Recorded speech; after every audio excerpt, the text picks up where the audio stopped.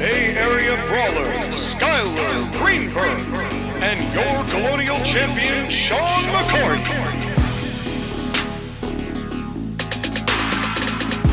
Welcome to the Court-Martail Podcast!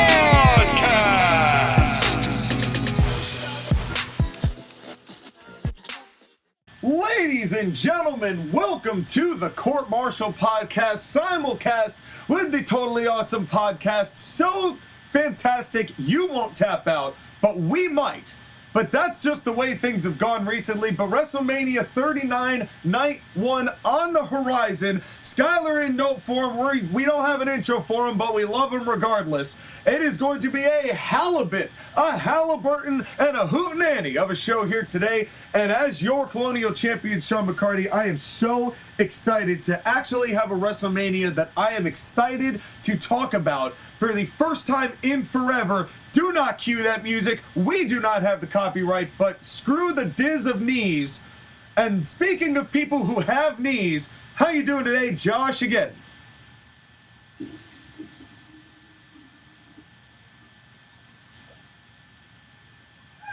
Sorry, I was doing my best Skyler Greenberg impression. Please tell me you heard that. I regret my life choices.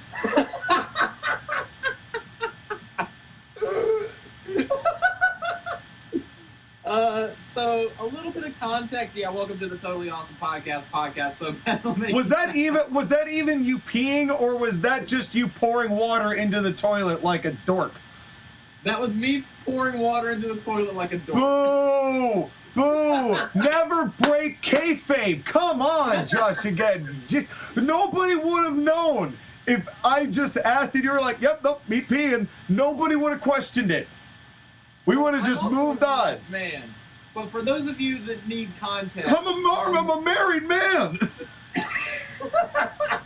So on the last episode of the Court-Martail Podcast, in the middle of the show, Skyler just started peeing.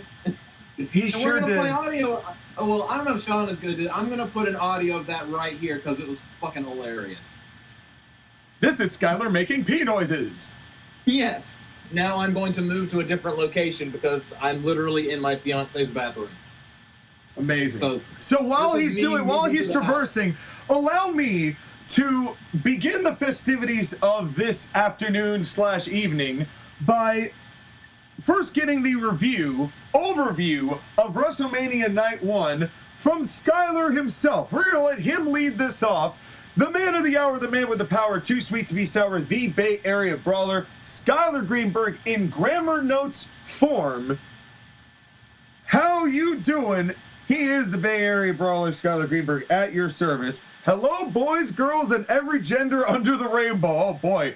It is the biggest night of the year, WrestleMania, where dreams are made, pro wrestling happens, and WWE sometimes books a good show. Granted, we have had WrestleMania 38 manias under Vince, pardon me, so it will be interesting to watch a WrestleMania booked under Triple H's direction, despite what Sean says about being a puppet to Vince's strings. My apologies for not being able to attend this recording session in person as I work on Sundays and couldn't get time off, but I hope my notes are able to provide both these dick lickers ample amounts of entertainment as they regale stories about wrestling, as do what we wrestling fans do best. Bitch about pro wrestling. So with that out of the way, let's start reviewing the show. Also, he said they regal stories, Skyler, with regale, that there's an E and there's two E's. You know what's funny? I used the word regale in an English class in college, and the English professor didn't know the word. And I'm like, wow, did you really dock me points because you didn't know what the word was? I was like, hold up, wow. hold up. What you doing? I didn't actually say that, but well, here I was bitching to you about not breaking kayfabe, and I immediately broke my own kayfabe. But yeah, you're one. Yeah, but you know what? I am a hypocrite, and I don't mind being a hypocrite. But what are your thoughts on this show, JoshAgeddon? Honestly, I've been really looking forward to the show both nights. Of course, we're recording this on Sunday before night 2. Yes, So we do not know what night 2 is as of this recording, so you are hearing this on the Monday after WrestleMania Night 2, but we, at this moment, do not know what has happened. And the WrestleMania Night 2 show will be on Tuesday. I'm going to try to put my version of the podcast, the TAP exclusive, up today as we're recording, but I may or may not have it fully uploaded before I have to go to work at 5 o'clock. So we'll see. But again, we don't know how Night 2 is going to turn out. Night 1, however, probably one of the best single nights of WrestleMania they've done in a long time. It was a fantastic show. Not perfect. There were some things here and there that I did not care for. Yeah. But all in all, there was like 4 excellent matches on this show. Yeah, this is going to go down as one of the all-time great nights of wrestling, I believe. As far as as far as the payoff to matches that they have been building this up for months and months and months, and actually having all the results really end up being what they should have been. With finishes that, albeit the length of these matches was gratuitous at points, it was, by and large, all the finishes were good, everything got a pop, the crowd was white hot all night. Yeah. And even when there were lulls, everyone got them back into it, everyone stepped up their game. I truly believe that this is the best single night of WrestleMania, maybe best night of professional wrestling from WWE since Mania 31, perhaps even earlier. Yeah, I would agree. And also, real quick, the stage for this show. Loved it. Was amazing. It was a fantastic setup. Yeah, and it wasn't too, over the top.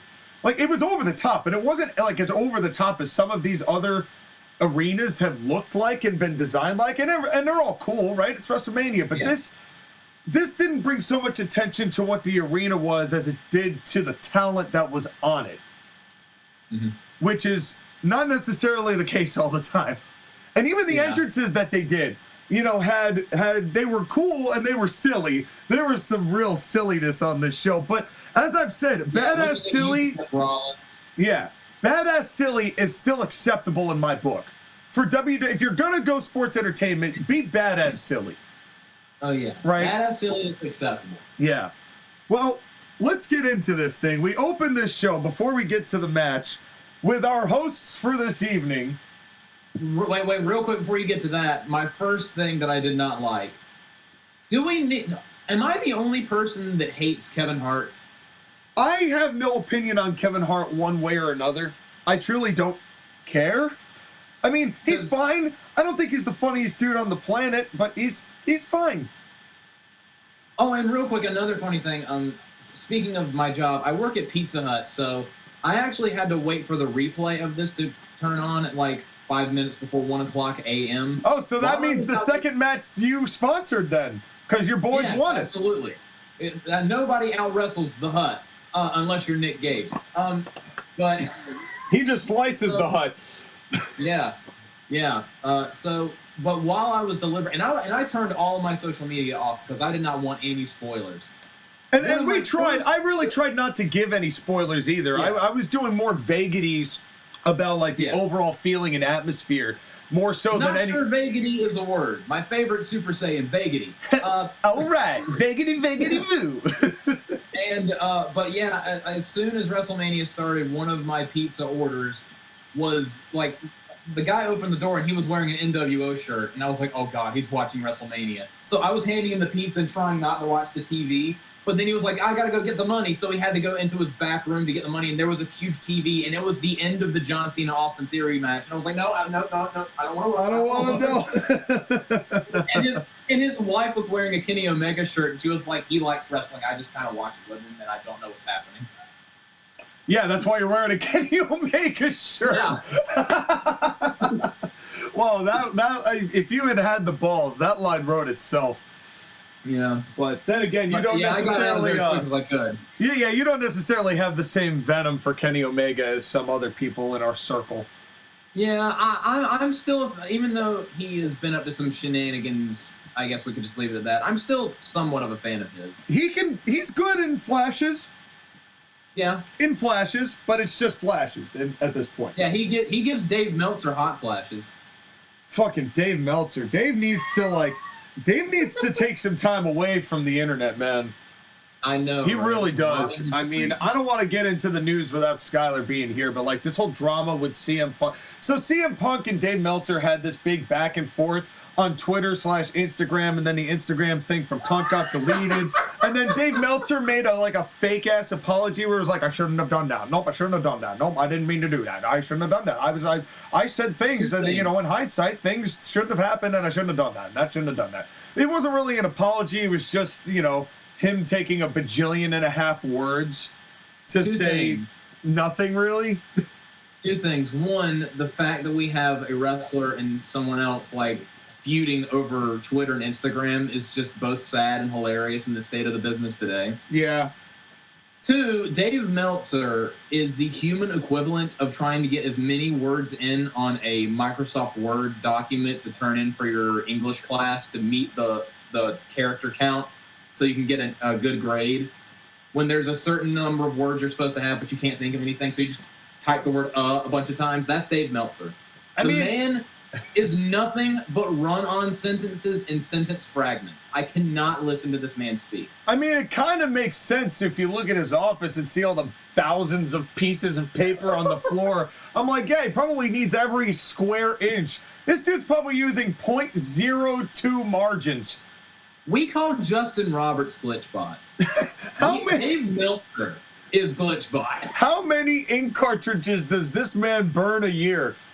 Is the question. That is a number I would like to know. But anyway, let's get back to good things, shall we?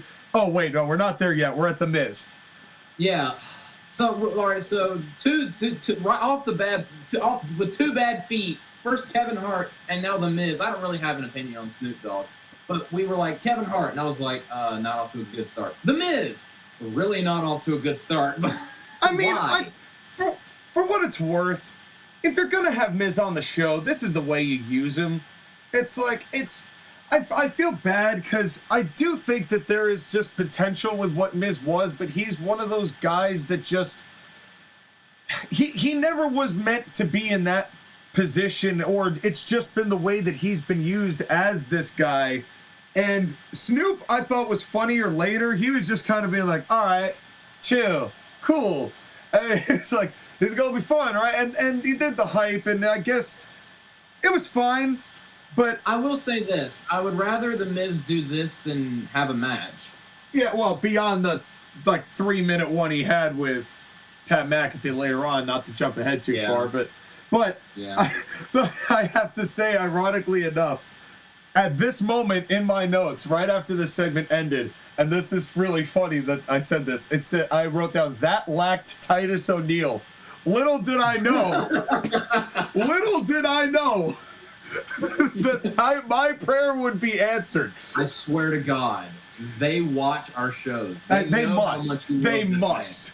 At this point, they must. Because they also must have a spy that looks at our messages in our group chat. Because they must have seen all of us saying, fuck this stupid 4-way talent showcase match. And they're like, what if we put Titus O'Neil on commentary? Dude, they got me. Yeah, well, we're getting ahead of ourselves. We can't overlook the man. Well, we can overlook him because we can't see him. It's Austin Theory versus John Cena. It's the opening match for the United States Championship. What did you think of this opening match, JoshAgeddon? I actually really liked this match. It was very basic. They didn't do anything. They didn't really do anything in this match. It was very basic stuff, but as a WrestleMania opener for 2 nights, I thought it was perfect as an opening contest. I did not have... And the only complaint I had was John Cena coming out with all the Make-A-Wish kids so no one would boo him. I just not super crazy about that. Well, I didn't even care about that part of it. I was more upset about the fact that they made Austin Theory sit there in the ring and watch. that whole Make-A-Wish package. And to be fair, the commercial breaks all night were just annoying. It was constant. But it was, here's what's coming up next. Commercial. Here's an entrance. Commercial. Here's another entrance. Now let's have a match. It was just, it was over-milked because I'm sure that's what they had to do because they're appealing to whoever's going to buy this thing come Monday morning. Yeah. And at least that's allegedly. I don't know anything. I don't know nothing. I don't know nothing about nothing. But it's my suspicion is we may have an answer as to who might own this bitch come Monday.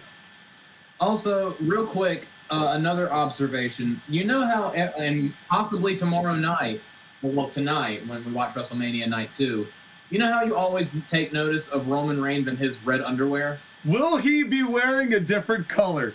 That will be how we know. That will be how we know that we get heard. Yeah. That will be complete confirmation. If Roman Reigns wears a different color underwear on WrestleMania Night 2, we know for a fact that they listen to our show. Yes, absolutely. No, without a doubt. They have someone looking at our messages. That is the biggest ongoing joke. Remember they gave Sonya Deville a title after I said for like a year and a half, what the hell is her title? Yes. And I'm like, there's no way that they're not listening to us bitching about their format going, maybe they actually have a point here. But the reason why I bring it up is because the first time you mentioned it, now we can't unsee it. You know what I noticed that's been noticeable for a while now that you just cannot unsee? The bald spot? That fucking bald spot, my God. You can almost see this man's brain. I mean, John looks his age, and that's not a knock. That's not a knock. Like, you know those videos where it's like the girls with the big chests and it's a try not to look there thing and it tracks your eyeballs while you're looking on the screen? Yeah. If you did that for this match, it would just be a red dot following John Cena's bald spot the entire time. Yeah. And you're not wrong, but I have no room to say anything about it. I have literally zero room. I have plenty of shine. I mean, right now I've got an orange light on in the dungeon, and it's actually I'm afraid to tilt my head forward, otherwise I'm gonna burn a ray through the monitor. It's just like. So I got to be a little careful, that's it. So I have no room to say, good for John for not being shy about it. And another thing that I noticed about this match, me, although I've kind of softened on it a lot over the past couple of years, I was the #1 member of the John Cena fan club for a long time, as I'm sure you're aware. You were part of the Fuck John Cena fan club, yes. I've never been the biggest John Cena fan, but one thing I noticed in this match, one thing that he's really good at, the STF master. He's the master. He's the master of the hope spot.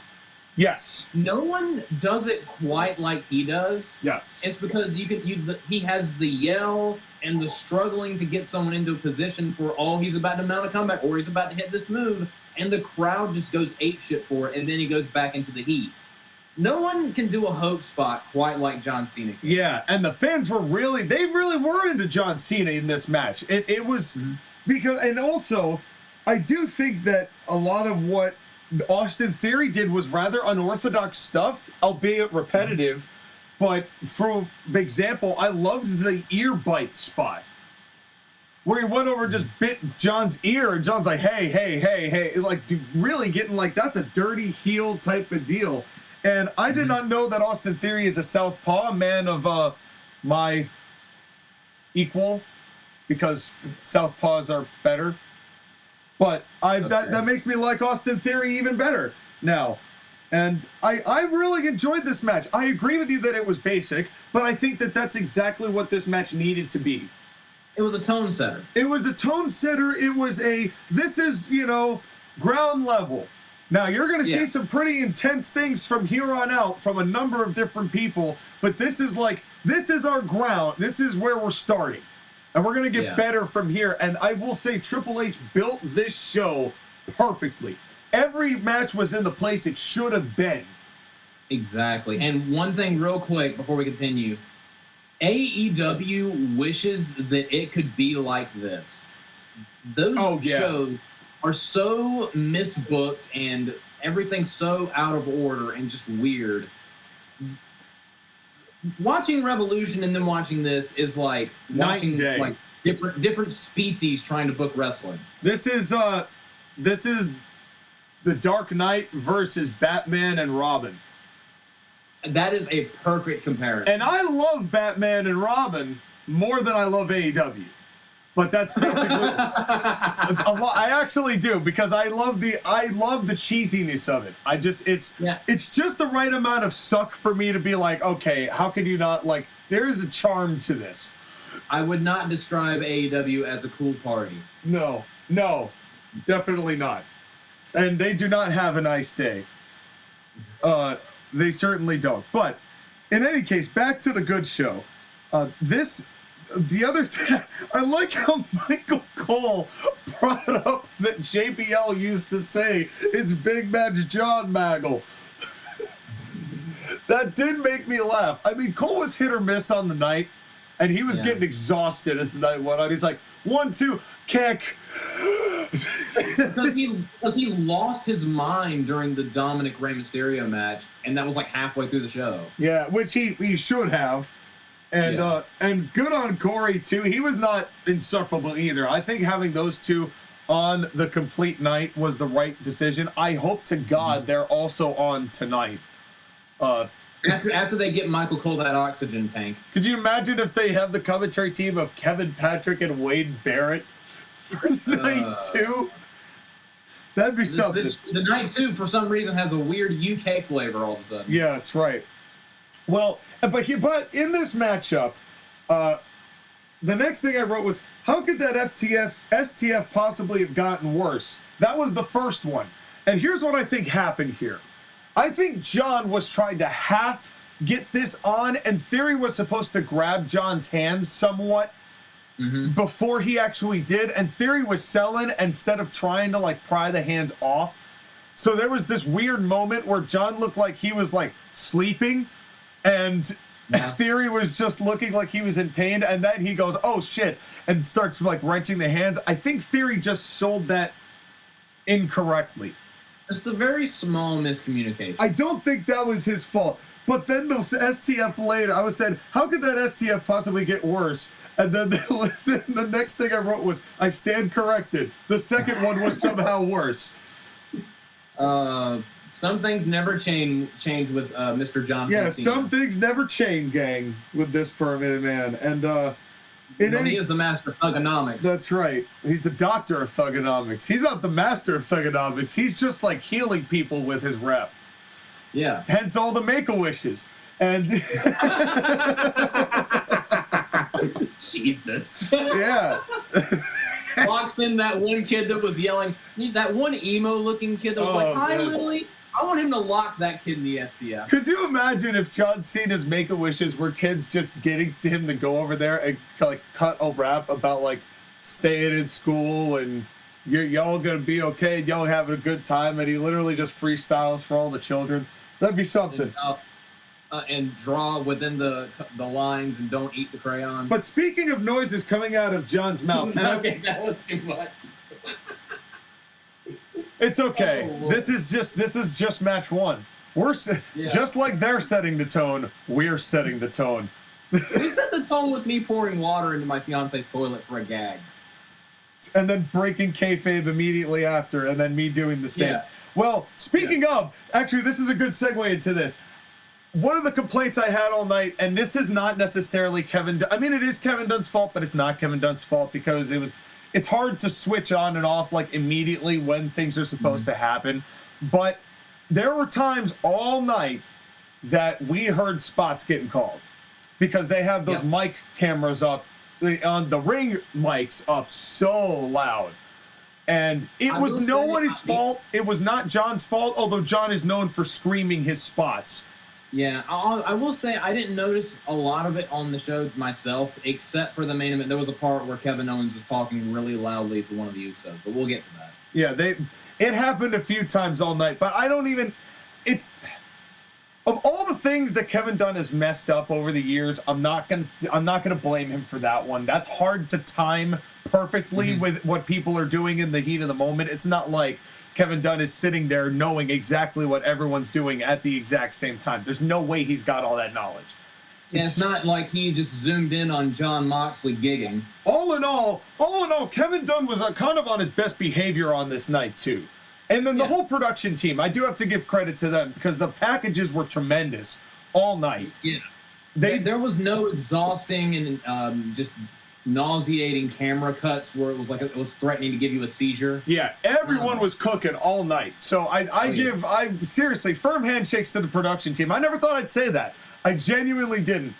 But that was one thing. And then this finish, I don't think I have ever had my jaw drop at a match finish quite like this in a match that John Cena's had. One A-Town down and done. Yeah. It made me think of that after he had that long and incredibly overrated U.S. Open title challenge thing back in 2015. And then at Hell in a Cell, he wrestled Alberto Del Rio for like 6 minutes, one kneeling super kick, done. Yeah. That's what this made me think of. And I was like, wow, that's it? Too bad that was wasted on Alberto Del Rio, but... Yeah, Alberto Del Dipshit. Yeah, but here's the thing. I was actually quite surprised we weren't going to get a finisher kick out or two. And I don't know whether that little, like, thank you that he did during the 5-knuckle shuffle was like a signal of some description to everyone out there. Maybe this is like one of the last times he's going to do this. You know, and I thought about that because that would be the only explanation I've got for taking a one and done at WrestleMania to a young kid. And to somebody who people have claimed, Vince McMahon included, is the future of the business in some respect. Yeah. So I really loved this finish, but my jaw dropped because after the years of conditioning we've had with Big Match John, I couldn't believe that it would happen. Go from watching any of his matches with AJ Styles where they kick out of everything 100 times to this. It's a little jarring. Those matches with Owens, same deal, really. Yep. You know, there was always that. I don't even think John Cena hit the attitude adjustment. No, he didn't. He hit the referee with it, kind of. Yeah. But that ended up being into an STF. And that was also another thing I liked. That was something you don't see from John Cena matches. This was formatted differently with John. You know, another thing real quick. Yeah. There was a slight ref bump, but the ref wasn't down for 3 years. He wasn't like unconscious. He was down for like long enough for them to get to the finish. But they did it to where it didn't take forever. Yeah. And that's what sometimes simple is better. And that's all we've asked for. It's just... Yeah. And also, just saying, during this entire match, these two have a little bit of chemistry with each other. They bounce off of each other really well. They work together very well. Well, in theory, I mean, it was milked, but Theory was doing a good job of getting the heat, you know, and doing it and getting the stomps, and John's selling, and John's great at selling. John has always been great at selling, but even, particularly now, just because it's kind of him looking his age really works for this matchup. You saw the difference of the old veteran versus the young and upstart, and you felt that. And it was a simple story, but it was a well-told story. I want them to do sometime in the future, whenever John Cena has a lighter schedule, like a one last ride, kind of like an old man Cena storyline where he goes out in a lose. If he loses, his career's over, kind of like with Ric Flair and Shawn Michaels at WrestleMania 24. I want that. Could you imagine if John Cena ended his career doing something like that? Well, storyline led to that. That'd be great. Let me ask you this: what if he just did, and he just went a little bit quieter than you thought? He just said, "Here's the sage advice I'm going to give to this guy, and I didn't want to fight you, but now I've got to fight you." It almost feels like maybe this was I'm doing this for you. Understand that I'm doing this for you. I'm telling you what you need to do to get to this point, because he sees it, everybody sees it, but you have to. And I love that story, but it would also be a perfect story for Cena to ride off into the sunset on without the pomp and circumstance of it. And I only can imagine that he'll come back for some sort of Rock-esque story like years from now. We'll have to see. We'll have to see, because who knows? I really enjoyed this, but I believe that there is a third man, if you will, who has an opinione. Would you like to? Holy shit, that's a lot of bullet points. Go ahead. The bullet points for this match are longer than the match itself. Yes, go ahead. Austin Theory versus John Cena for the United States Championship. Despite what Joshua may say, Josh Cena. Oh God. Bloop, bloop, bloop, bloop. Bloop, bloop, bloop, bloop. So despite what Joshua may say, John Cena is in fact the man, the myth, the legend, and the icon. Oh, are you turning into Michael Cole just going, the greatest of all time, in my estimation, 100 times per match? While John does have a formula that can be stale because of his 5 moves, you can't deny that he is a great sports entertainer and a decent wrestler. All 5 of those moves got a hell of a pop from this crowd in Hollywood. Oh, absolutely, absolutely. For Austin Theory, this match means a lot because we have always said, look at the potential, look at the potential. But Theory hasn't had a signature performance he can hang his hat on so far on the main roster besides the triple threat with Lashley and Rollins at Survivor Series. A good match versus a legend like John Cena will go a long way towards cementing Austin in a good spot in the future of WWE. The entrances for this match don't bother me, although I'm sure Sean hates the Make-A-Wish kids in John Cena's entrance because he is a crusty old curmudgeon. It's funny, I think, aren't you the crustier one when it comes to children and well, wait a minute. Well, I'm serious though. Like, isn't like, I mean, we did the whole thing with like Finn Balor. I mean, we both didn't like the thing with Sean, Finn Balor. we still don't know about whether or not Bray Wyatt's even going to be at WrestleMania. So, but well, could you now? Speaking of things that will let us know whether they listen, is there a chance that Tony Khan books Bray Wyatt versus -1? Oh, if that happens, I will demand that they just... I will demand payment. I will demand legit. Yeah. I will have to hire Stephen P. New at that point, and we'll have to go through like, okay, wait a damn minute here. and it's funny you mentioned that because that bothered me, that the Make-A-Wish kid thing annoyed me more than it annoyed you, Sean.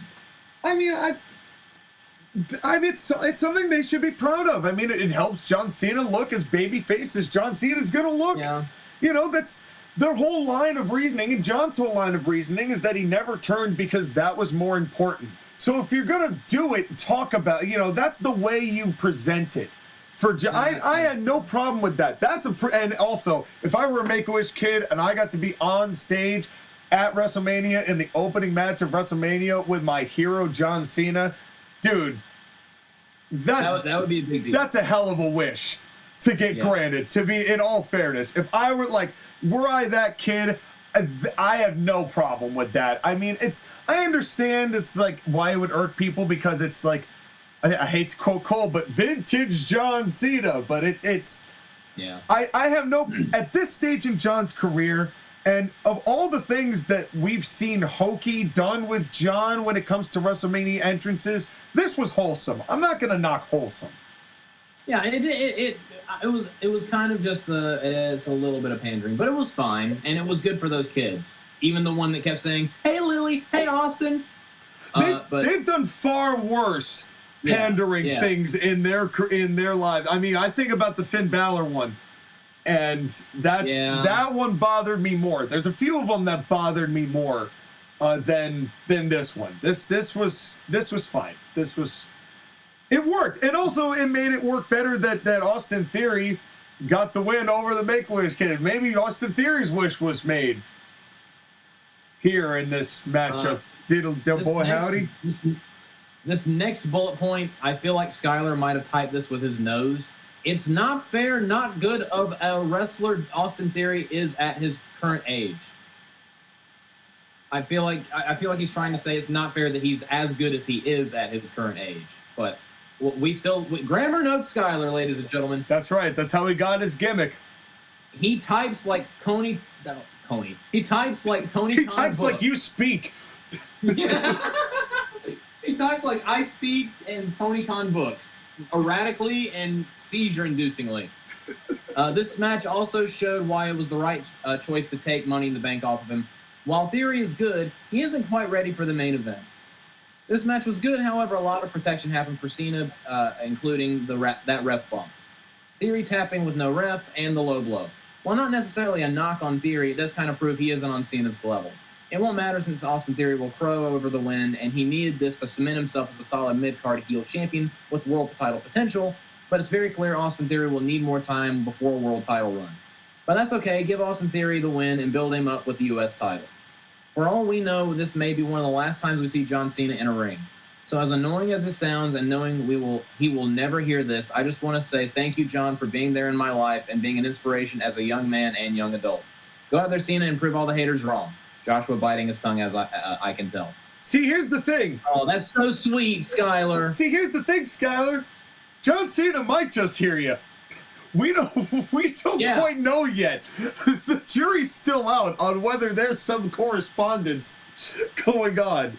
John Cena might be aware of what it sounds like when you pee, Skyler. I'll tell you what, though. I will be honored if WWE doxes the Court-Martail podcast. I will take that as an insane compliment. But then sue. Or just ask for a job and be like, here, just let me take over as booker, because seemingly, or at least work with some of y'all's, because it seems like you're getting your shit together. Yeah. But speaking of erratic things that I'm surrounded by that are basically held together by one shining stream of consciousness, that would be me in this situation, but in this WWE WrestleMania situation, it's the four-way tag. Now, folks, for those of you who are not aware and or have joined us just in the last year or so, in ACPW, the fantasy booking that I do with Skyler and JoshAgeddon from time to time, I made Titus O'Neil the world's champion because I believed in his charisma and personality and his wholesome humanitarian demeanor. And I pushed him to a level because I always had believed that he had that capability in him, but he never got the ability to really properly express it because he was doing whatever Vince told him to do instead of being able to showcase who he was on an elevated and escalated scale. And then after a while, because Titus just doesn't wrestle, I had to basically write him off, which was fine. You know, I had no problem with that. And he rode off into the sunset. And then I mentioned, what was it, December? That I said what was going to happen with him, basically, that I was going to transfer him over to commentary? Yep. Now, at that time, December of last year, by the way, just to clarify, and at that time, I didn't really know what Titus O'Neil would sound like on commentary, but I had the faith, as I always had, that Titus O'Neil would deliver. And with Matt Stryker, and say what you will about Matt, but I knew that Titus O'Neil himself would be fine. Not really knowing what it would sound like. Is there a chance that during that somewhere between December and January and Vince taking back this company, somebody was listening to that idea and said, well, let's try this out and take her for a spin? Let me give you, because Titus O'Neil joined the commentary for this four-way tag between the Alpha Academy and the Street Profits and... You were trying so hard not to say shitty and poopy. I really were. I done really were. I honestly don't... I only said four-way tag in my notes. I don't even remember who else was in it. The Viking Raiders. Raider experience, and Braun Strowman and Rick O'Shea. Oh, that's right. Right, of course. Big Braun Train Man. And Trevor Man. Yes, that's right. Who I dropped and did not pick back up. And that's no knock on him. It's just, I just didn't have the room. But, but I didn't really care about this match at all. But Titus O'Neil was put on commentary, and I said, okay, I'm going to stick around to hear what Titus O'Neil on commentary sounds like. They put him on commentary specifically to force you to watch this. And I'll tell you what, it was the right call. It worked. It got me hook, line, and goddamn sinker because Titus O'Neil was such an incredible breath of fresh air on the commentary table. Titus O'Neil made Sean Titus O'Squeal. Legit. I didn't even, and to be fair, I didn't even watch 3/4 of this match because I was just Mostly, I don't blame you. I was mostly typing to you and Skyler about how great Titus O'Neil was on commentary because he had energy. The big moments, he was going, oh, snap. He had personality. He said, oh, Otis, big sweaty guy. And then Otis got sweatier and sweatier and sweatier. And he was like, every time, Otis, big sweaty Otis. And it was just every time that somebody said something, he was great. In the beginning, who do you got winning this? Well, I got these guys because they have the most experience and they've won titles here and they've won titles here and they've gone and they've really worked hard as a team. And this is where they've gone. They've had this WrestleMania moment before. You know, he had the analysis. He had the energy. He bumped everyone's energy up in a spot fest match. My favorite line that he had was, I think it might have been the Tower of Doom spot. I think it was. And he said, I'm gonna say it, holy sugar honey iced tea, I can't cuss on TV. That made me just cry with laughter. It was so good. That is the babyface Titus O'Neil that I believed was world title material right there. Yeah, I don't blame you. After hearing that, he was so hilarious, but he was, like good at his job. He was just perfect. I don't even know. To be honest, I wasn't expecting it to be. I knew he was good. I didn't know it was going to be that good. Like, I had no clue that Titus O'Neil was going to take a match I cared nothing about, and that made me end up having fun watching it because he was there. He brought me back into a match that I had no business enjoying. Yeah. And that is what it won me over all over again. It just reminded me of just how great Titus is. And Skyler brought up a great point before about how Titus O'Neil has had some defining moment in the past, like 4 or 5 WrestleManias that has been absolutely like the most memorable moment. Yeah. Between the reaction after that Firefly Funhouse match to You ain't little John. You ain't little John Ho. There is something about Titus O'Neil that is so damn captivating, and I'm so glad that they give him a quality spot every WrestleMania. I am so thankful WWE believe in him enough to make the few drops of pure gold they have. It's no wonder he's so popular doing all of the stuff that he does for them as an ambassador. Yeah, he's tremendous. But real quick, he was the star of this match. You know who else was also the star of this match? A man that I traded to you, sir. Yes, Chad motherfucking Gable. He gave Braun Strowman a Chaos Theory German suplex, and I damn near had an orgasm. That man is unbelievably powerful, and it is a crime. It is a crime that he's basically a glorified jobber on this show. Yeah, with a stupid gimmick. I hate it. Thank you. I genuinely hate it. And I don't even, Otis doesn't even bother me at this point. I wasn't even looking at it. I think it was just Titus O'Neil, I didn't even care. I wanted to see Otis just because now every time I see him, I'm going to go, big sweaty Otis. There he is. That man's a sweaty man. It honestly reminded me a little bit of Abizzle on CIW commentary. Some of the things he was saying. And maybe that's part of why it just endeared me so much to him. It was wonderful. Titus. Oh, goddamn. I have nothing else to say about this match, really. I mean, the spots were fine, except the choo-choo train one. But even Titus going, choo, effing, choo. I will say my favorite part of that was when Angelo just decked Braun Strowman and Titus had an orgasm. Yeah. That was great. But that's what I'm saying, though. Like, Titus O'Neil was getting amped for these guys. Yeah. He had his pick, and he was behind them, and he was behind everybody doing everything. He put everyone over for their ability and what they were brought to the table in the match, which was very hard to do in a 4-way tag team showcase. There was one huge thing, one massive negative in this match, though, that I noticed. And it's a blink and you'll miss it kind of thing. There was a part where the Viking Raiders were in control, and they went over to the main camera and were posing with Valkyrie. Well, no, not Valkyrie. Valhalla through the ropes.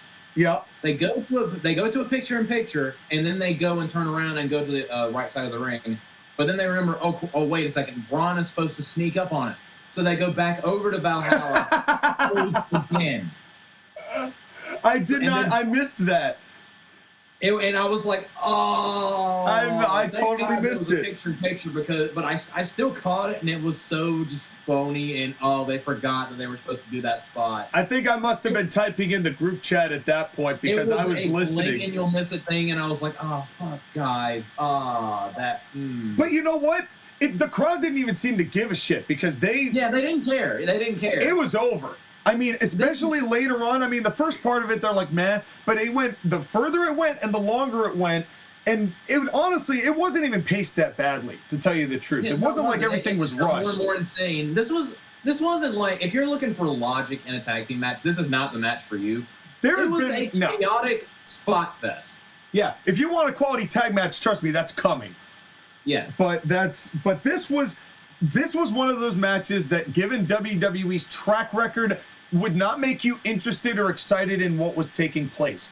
But they put the right people in the right places for the right things. There was only one. Here's my one issue, and I saw this, and it just made me bust out laughing. Oh, no. Braun does the splash, right? And it's cover 1, 2, and I think it was Gable was the only one. Everyone was supposed to come in at the same time and break it up, but only Gable got there in time, and then everyone else, it was like a chain, like all missed. Because Gable is the man, and everyone else is just kind of there. They all dove and missed, and just the visual of that, seeing 6 people just all miss their timing was just, it was. You're not going to get this joke, JoshAgeddon, so I don't blame you if this goes over your head, but this was the equivalent of a Yu-Gi-Oh! Card Wen effect. That missed timing. It was amazing. Oh, man, it was so funny. But I didn't care because Titus I was just so infatuated with Titus. I loved the finish of this match because it looked brutal. Yes, it did. I think it was Ricochet. He tried to go for shooting star press, but Angelo got the knees up, but he kept him there. And then Ford did his mega from the heavens frog splash, landed on Ricochet's back, and they basically sandwiched him. And then Angelo rolled him up with a small package, like his dead body with a small package, just wrestled him over and pinned him. I love that. That was great. Even though I'm not happy that Shitty and Poopy won, that was still a good finish. I don't love the team. But at that point, I didn't even care who won. I genuinely didn't because I was so. I'm just like, I'm blushing just the thought of my boy Titus O'Neil in such a good spot there. It just makes me want to have. Titus O'Neil so much, I'm gonna be a sweaty man. Yeah, seriously. I genuinely though, I am so thankful that they put Titus O'Neil on this because it turned I ended up having fun. In a match that I had no business having fun with because the shock that Titus O'Neil was going to show everybody how it's done on commentary. Sean, I have a question. Yes. Is there a shot in hell that the women's 4-way tag match is going to reel you in tonight? I'll tell you what. They put Titus O'Neil back on commentary. They'll have a shot. They'll have a shot at it. That's the missing ingredient. If Titus O'Neil goes on commentary, it'll have a shot, I think. Yeah. But would you like to hear what Skyler had to say about this? Yes.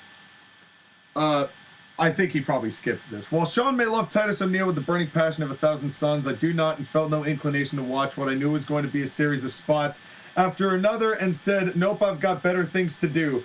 It also does not help Street Profits win and get a tag team title show. I'm sorry, but the standards for tag team wrestling are so low that fucking shit and poop and wrestling gear won this match. Excuse me, unzips pants and pees all over this match. You don't know what you're missing, Sky. Yeah, I would give this match a chance. You don't know what you're missing. I understand why you would do this.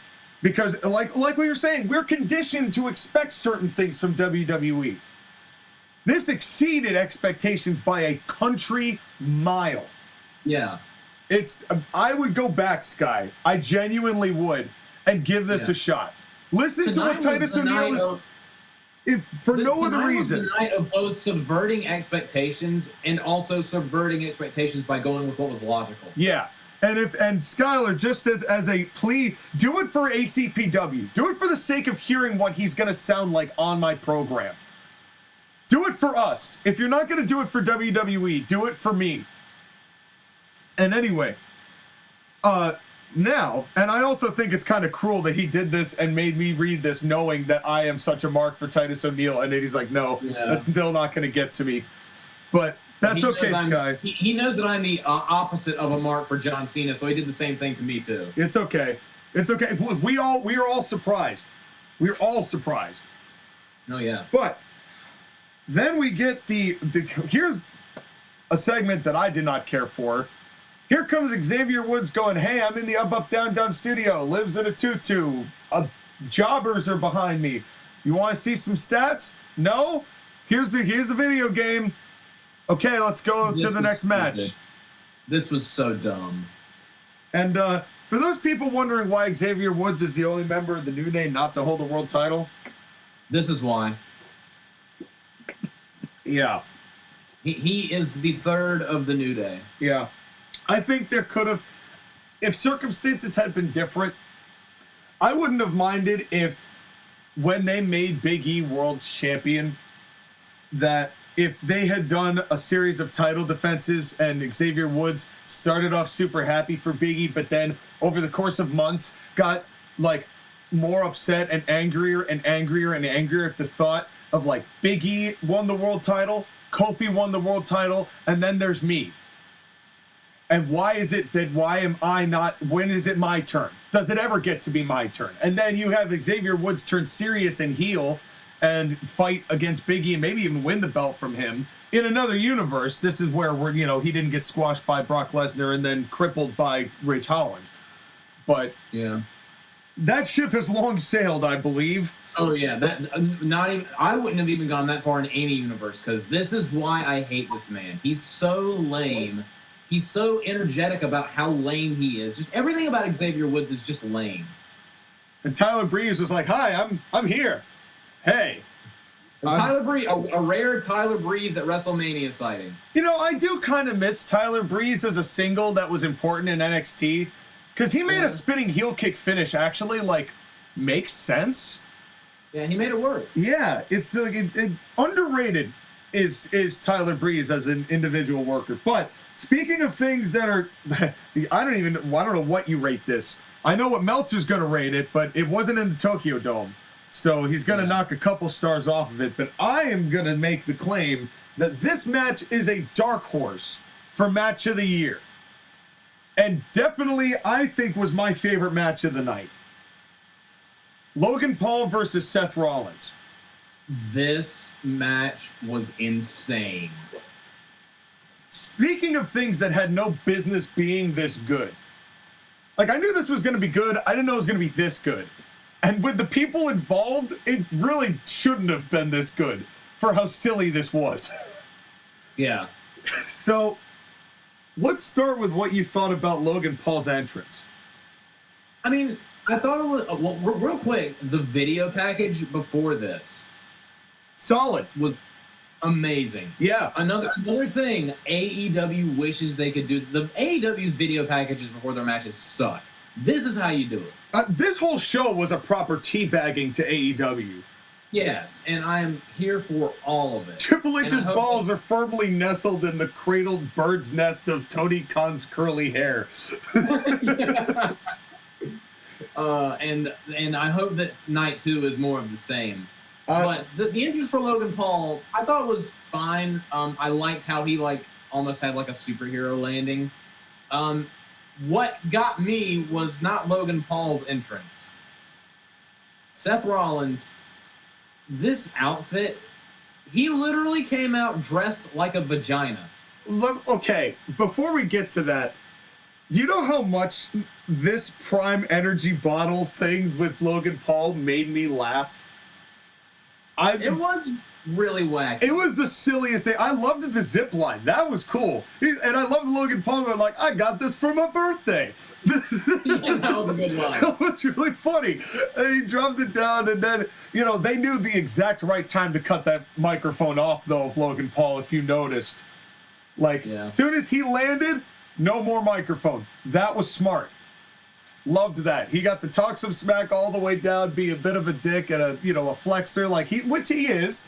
You know, he's such a good heel. Yeah, and then the Prime Energy bottle thing of like, what in the hell is this? And it was silly. It was so silly, but it worked because I thought it was going to be Jake in there. Me too. I thought it was going to be Jake. I said $50 says it's Jake, and I'm now out $50 to myself. So looks like I made out in the black. Let's go. But this thing with I liked Logan Paul's entrance because it was just the right level of like yes and like he's this guy, but it's enhanced for pro wrestling. You know, he gets to have a Prime Energy bottle guy dressed up as a Prime Energy bottle walk down to the ring with him. That's just to promote his own brand of energy drink.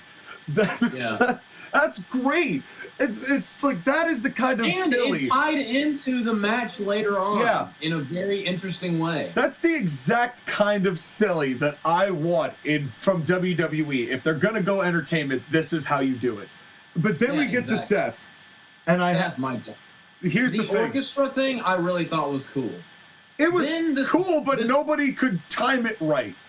Yeah, that is true. And then this vagina with arms and legs walks out. And when he takes off his vagina, he's wearing pink bondage gear. And I was like, Seth, what the fuck are you wearing? Are you ready to hear what I said about this?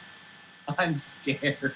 This is either Seth's satanic satin snuggie, or he's wearing the deflated bloody skin of the Michelin Man he murdered just a few moments ago. And deflated Michelin Men was a theme on the night when it came to wardrobe choices, I noticed. And I'm the person that makes Seth Rollins' outfits, I think should be committed to an insane asylum. But I'll tell you what, the outfit here, with this blaring pink and the red boots, I think we've been wrong. I hate to say it, but anytime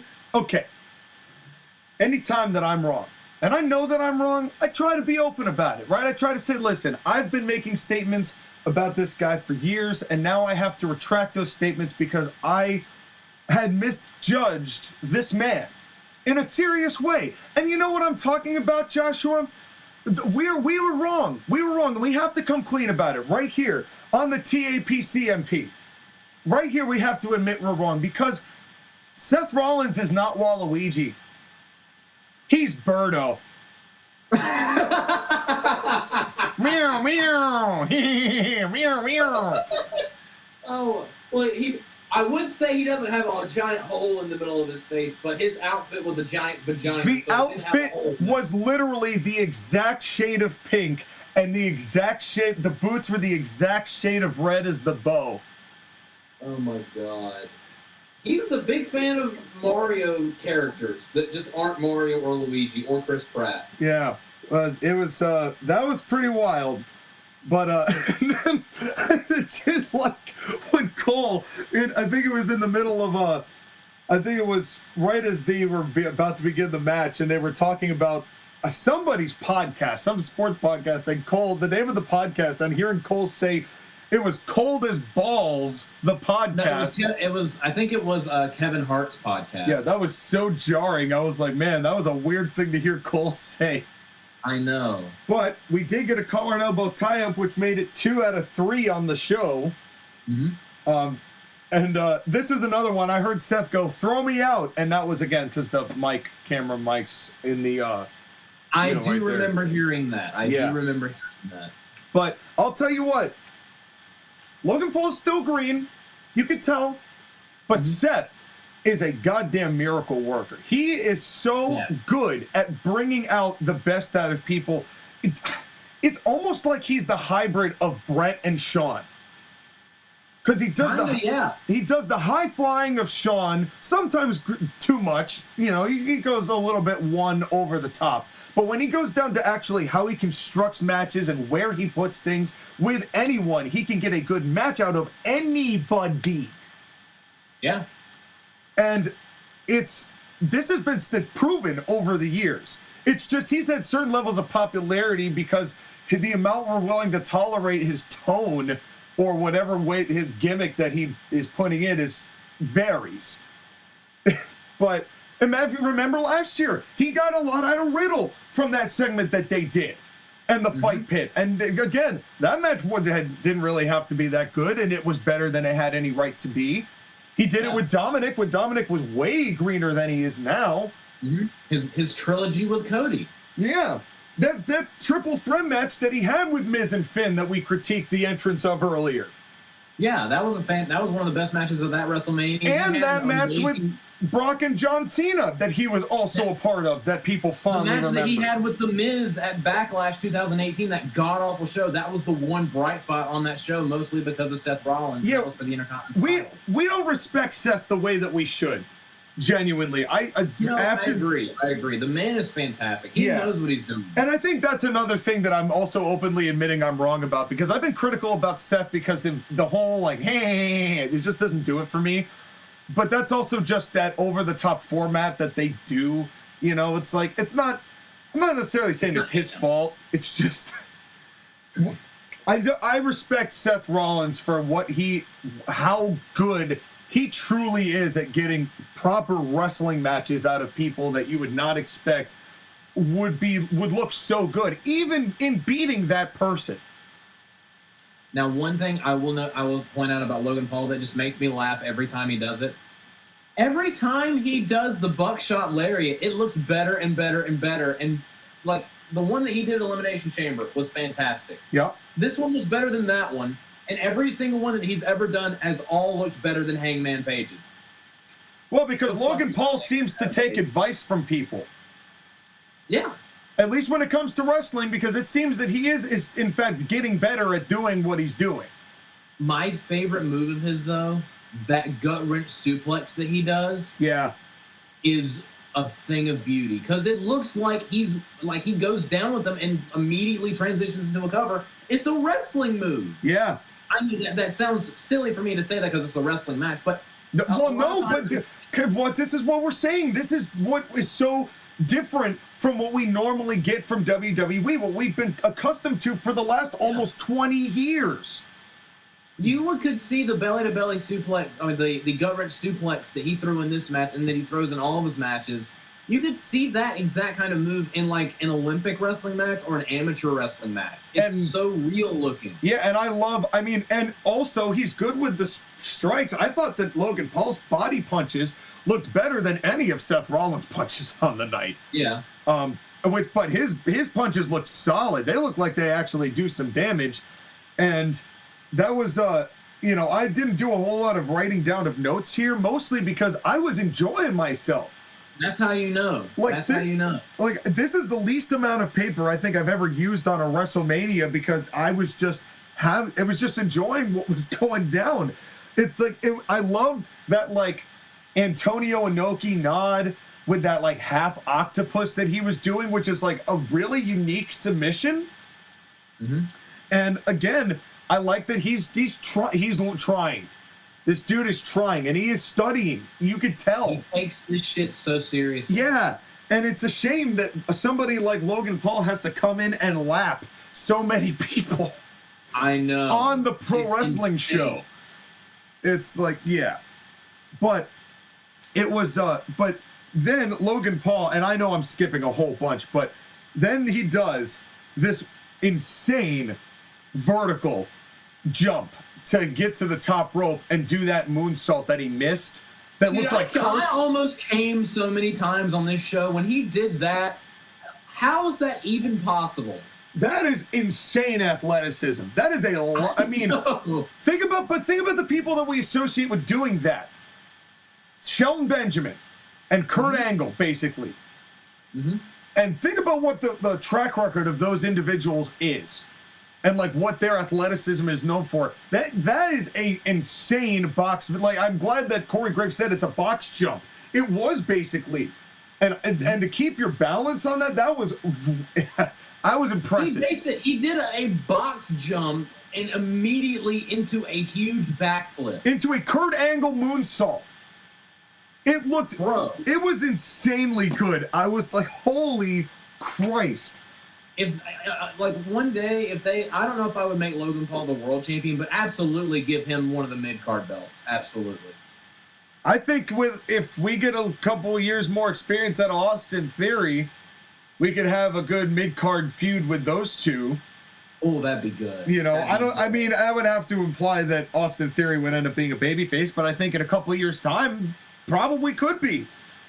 You could be a big, who knows? But one thing I don't like. Logan Paul versus Cody Rhodes. Yeah, that's a good Saudi Arabia show. Drew McIntyre versus Logan Paul.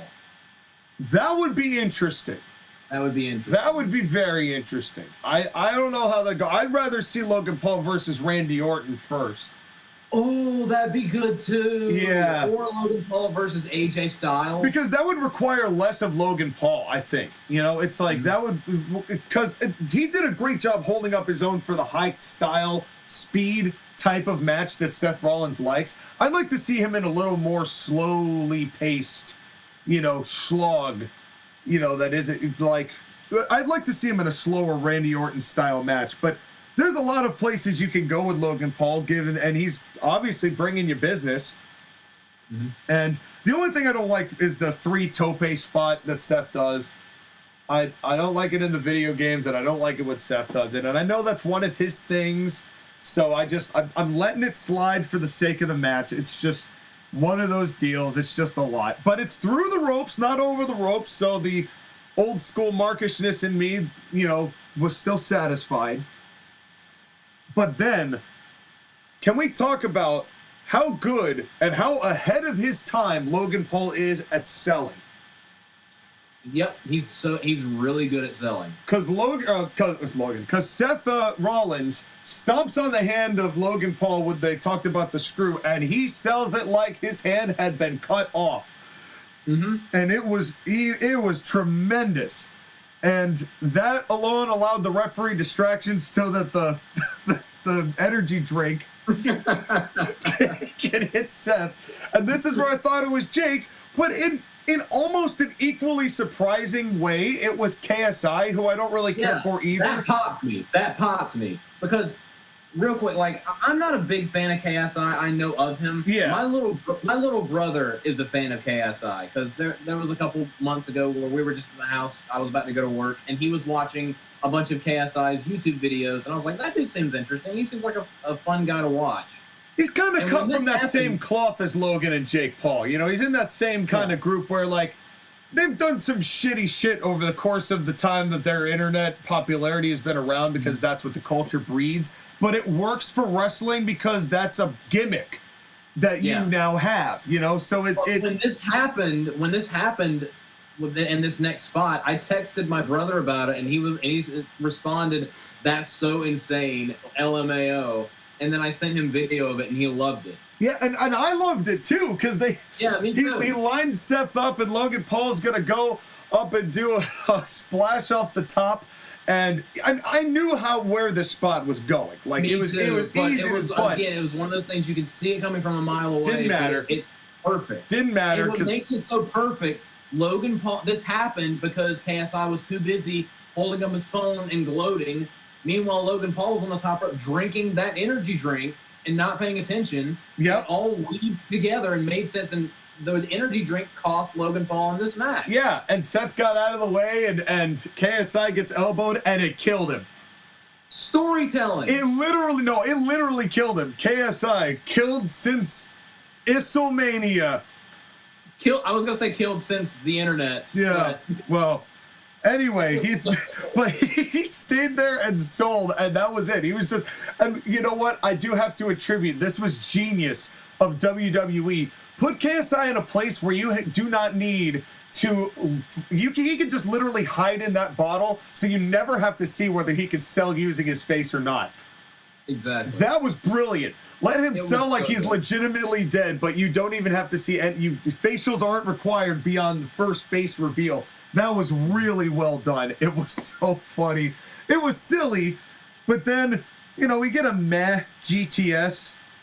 Yeah, it wasn't the cleanest GTS I'd ever seen. But it didn't matter because then the big curb stomp from Seth got a thunderous pop. No, before that, when he tried to go for the coast to coast and got a super kick right to the kisser. Yeah.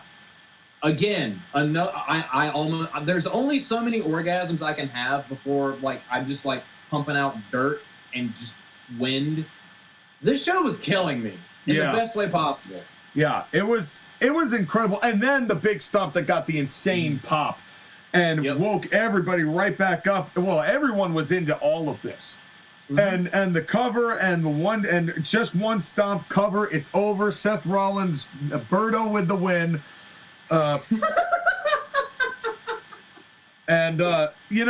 Ultimately it was perfect. And then they faded out right as Logan Paul was checking on the corpse of KSI. And Seth Rollins celebrated, on the way back, and they faded out and went to commercial. And that was another thing, too. Not a whole lot of afters in this, which was good. I liked that. It was story, match, ending. Let's move on.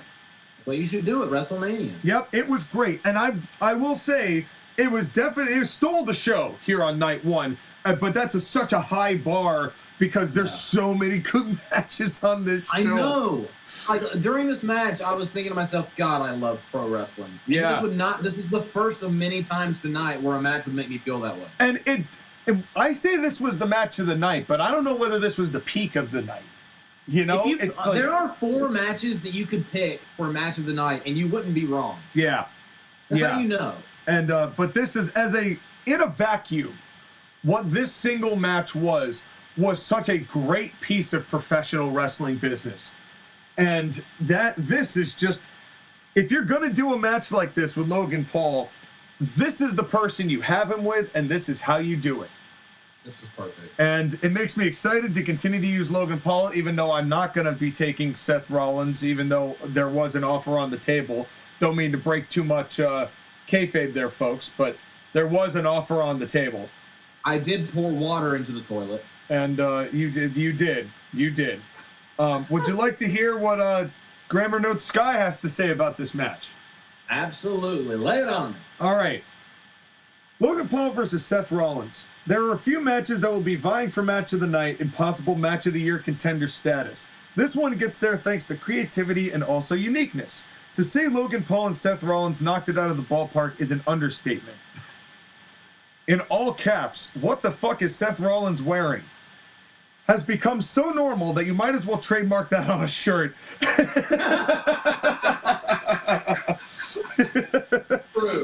Come on, WWE. We know you guys need more money.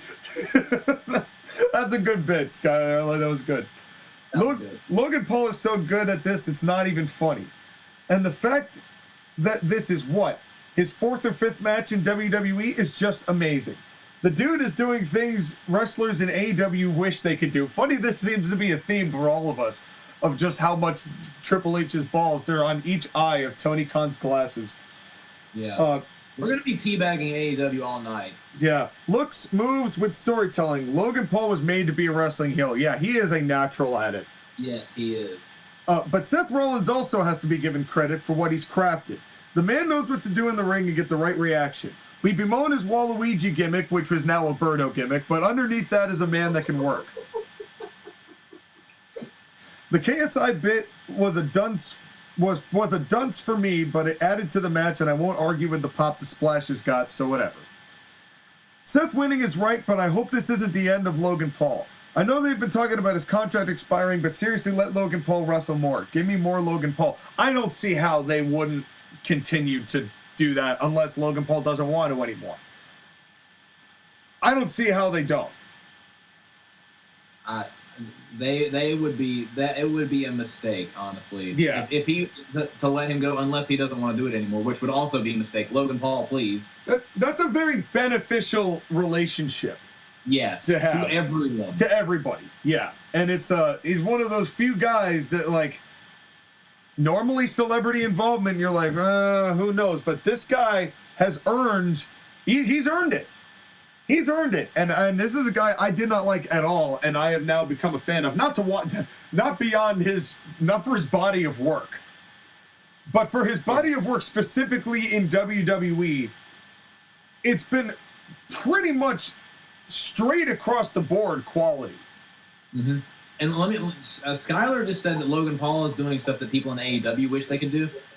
Logan Paul is the celebrity wrestler that Bad Bunny thinks and wishes he was.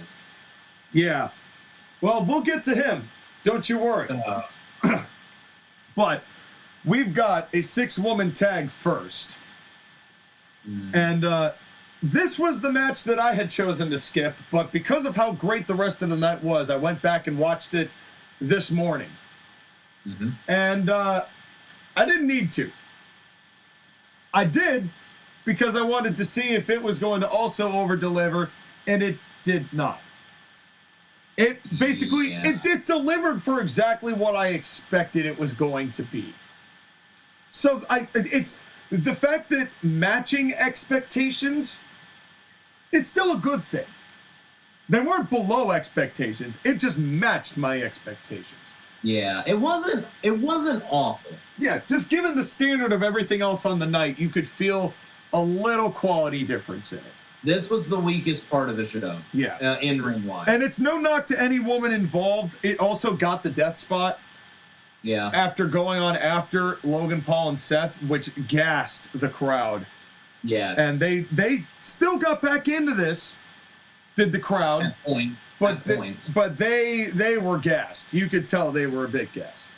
And my biggest issue with this match is it went on way longer than it should have. Agreed. I mean, it started with a hockey fight, and I'm like, oh, okay. Yeah. This is what we're doing, and that's fine. But and there was at least 4 like heats and comebacks, and it got to the point where I was like, okay, can we just go home already? I mean, this is what they were going to do. I mean, and that was the theme for both tag matches on the night, or all 3 of them actually. But particularly more so with these, a couple of other ones. But let me ask you something, Sky. Who? Sky.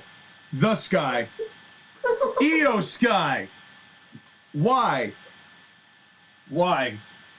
does all of Damage Control... I noticed an appearance difference between Damage Control and the other half, Lita, Trish Stratus, and Becky Lynch. In that Becky Lynch and Lita and Trish all looked separate and had quality separate identities, but you look at Damage Control and they look like the entirety of the rest of the women's roster. Yep. And that really was noticeable throughout this match. And it's no knock on EO Sky, which I did to save my ass from just misspeaking, breaking kayfabe once again. EO Skyler. Yes. Yeah. I'd love to see him do that moonsault. That's a Photoshop I'm going to make later. Yeah, I bet. And here's one frame of it. And but in any case, we have this matchup. It starts big, and then they slow it down. And it was kind of formulaic, but I will have to give credit to Lita. She was the highlight of this match for me. Would you like to know why? Why, good sir? All of her moves are things I've never seen her do before. Yeah, true. This was the most unique Lita match I've ever seen. Because she did in the corner where she went upside down almost into a tree of woe and then used her legs to throw whoever, I think it was Dakota, into the turnbuckle. That was very unique. Yeah, and then there was another couple that they did but it was Lita was doing things that I have not seen her do. And now granted, I haven't seen her on television do what she was doing, and I didn't watch the match in Saudi Arabia that she had. So for all I know, she has done this stuff before. But even Cole and Graves were like, well, we haven't seen her do that before. So she's still innovating. I give her tons of credit for changing up her moveset and not just being what she very easily could be at this stage in her career, which is just, hey, let me come in and do my greatest hits, which are great because that's what got me over in the first place. So it reminds everybody of everything and, you know, just hitting those nostalgia points. But she's making the effort of trying to make something even more, make her continuously more interesting. Although I would do without the eye bag glitter things that they gave her. That snapmare driver that she gave Io Skyler was devastating. That's her name from now on. Yes. Yes. And Dakota Kaiberg. Dakota Greenberg. Yes.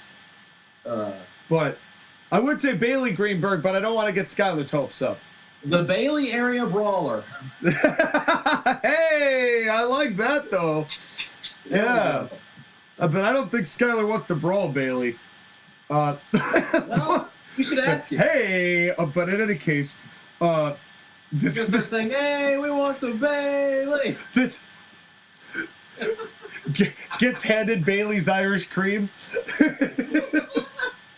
He wants to be one of the wacky inflatable Bailey buddies.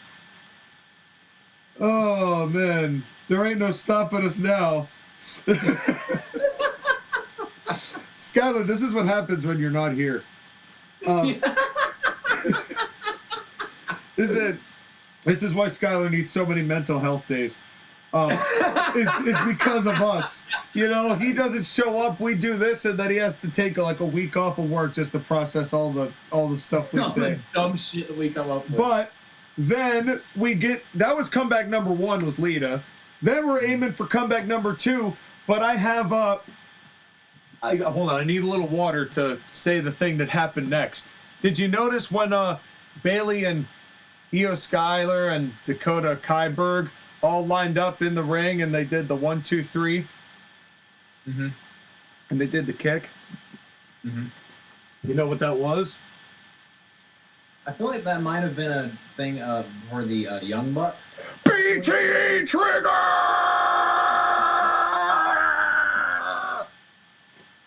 Jesus. Thank you, Excalibur. That is the difference in quality. I will take Michael Cole being a weenie over that any day, every day, even though there were a lot of young buckish qualities to this matchup. I was about to say, this was the most AEW that this show felt. It really did. It really did. But dare I say, the Young Bucks do that move better with Kenny. The Elite do it better than these ladies did. Yeah. Yeah. I don't give them many concessions, but I'll give them that concession. The triple super kick looks better because they've done it so many goddamn times together. Yes. But then here comes back number 2 with Trish. My God. I don't know what she has done. The shirt that she was wearing could barely contain her. You know what I mean? She got them pushed up real high up. Yeah. I'm surprised we did not have a Lacey Evans endorsed wardrobe malfunction on the show here. And they said that was an outfit that Trish wore from the last, or an homage to it from the last time that they were in Hollywood. Do you remember who the opponent for Trish Stratus was at WrestleMania 21? Yes, sir. Yes, sir. Because Trish got injured at that main event they had in that on Raw. I noticed that they did not mention Christy Hemme at all. I wonder why. Yeah. God damn. All I can think of when I think of Christy Hemme is Austin Aries, and that just makes me sad. But I think of Victoria smashing a vase over the back of her head. Yeah. And her secret, the spider. Yeah. But in any case, but Trish makes a good comeback. And again, this was fine. The double Rana was clunky, but kind of in a good way. The problem was it was contrived in its setup.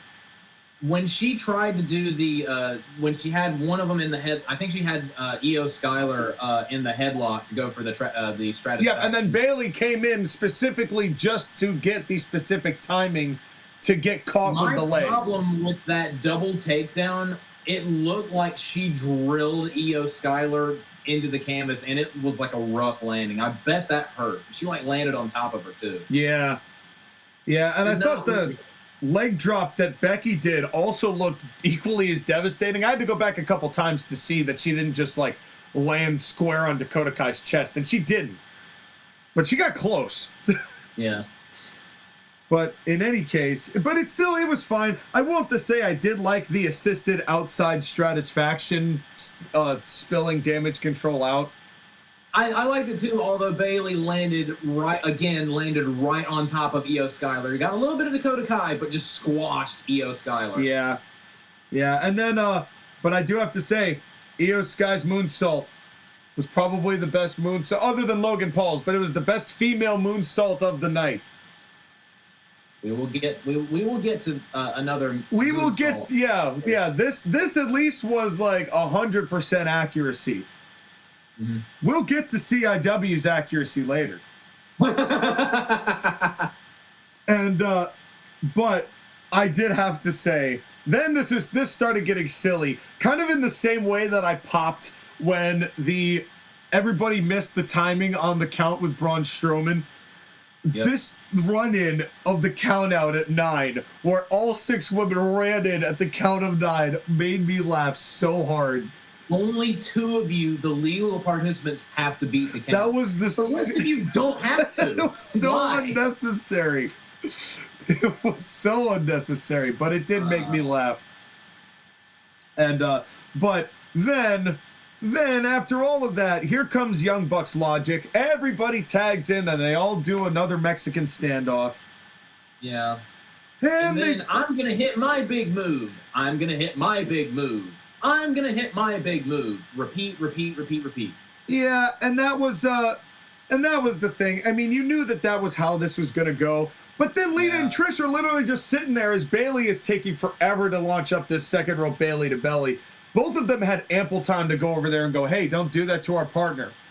But they sat there. But they just sat there waiting because they knew that Becky had to do her big old manhandle slam. That was the biggest Uragi I ever did see. Yeah, and it was like, I mean, you knew the outcome was going to be like this, but I think this damage, it's not damage control anymore, it's damaged goods. This is the dirtiest of, this was the first thing Triple H introduced differently in his run. This was the first impression we got of Triple H's booking. And I'm sad to say that this is maybe the group that Triple H has done the dirtiest to. It's just, it started when they, for some reason, did not give them the women's tag team titles after that tournament. And they gave it to Aaliyah and Raquel for no reason, just to give it to them the week later. That right there that was the first little stumble, and it has not gotten better since. Yeah, and this, hopefully this will mean that Bayley just like ditches the 2 of them and just breaks out back onto her own the way that she really should. Yeah, no offense to Dakota Kai and Io Sky, I just don't see it. You know, I kind of back to my point of they look like all of the other interchangeable women that WWE has manufactured over the past 3 or 4 years of NXT programming, or more, really.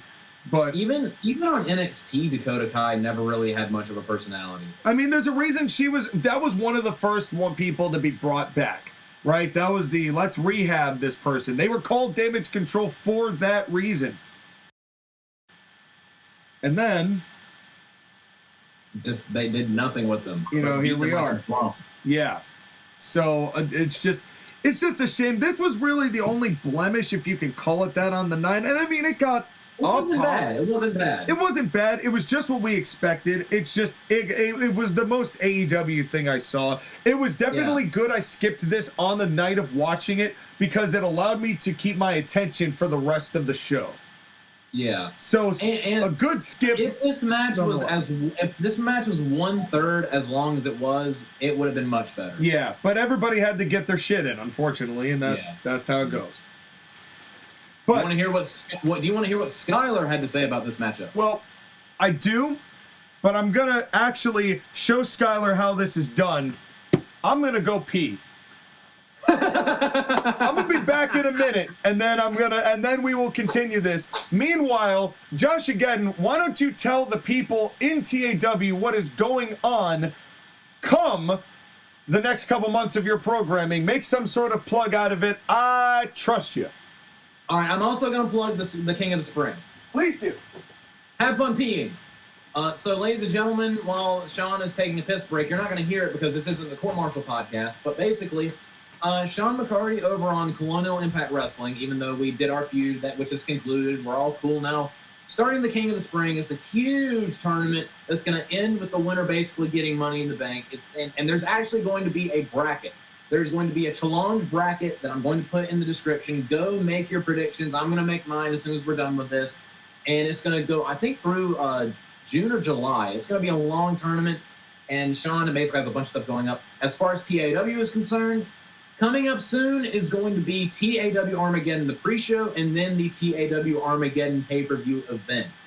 And, of course, the main event of that is going to be Ultra Ego Vegeta defending the World Heavyweight title against Elder God Liu Kang in a very personal feud.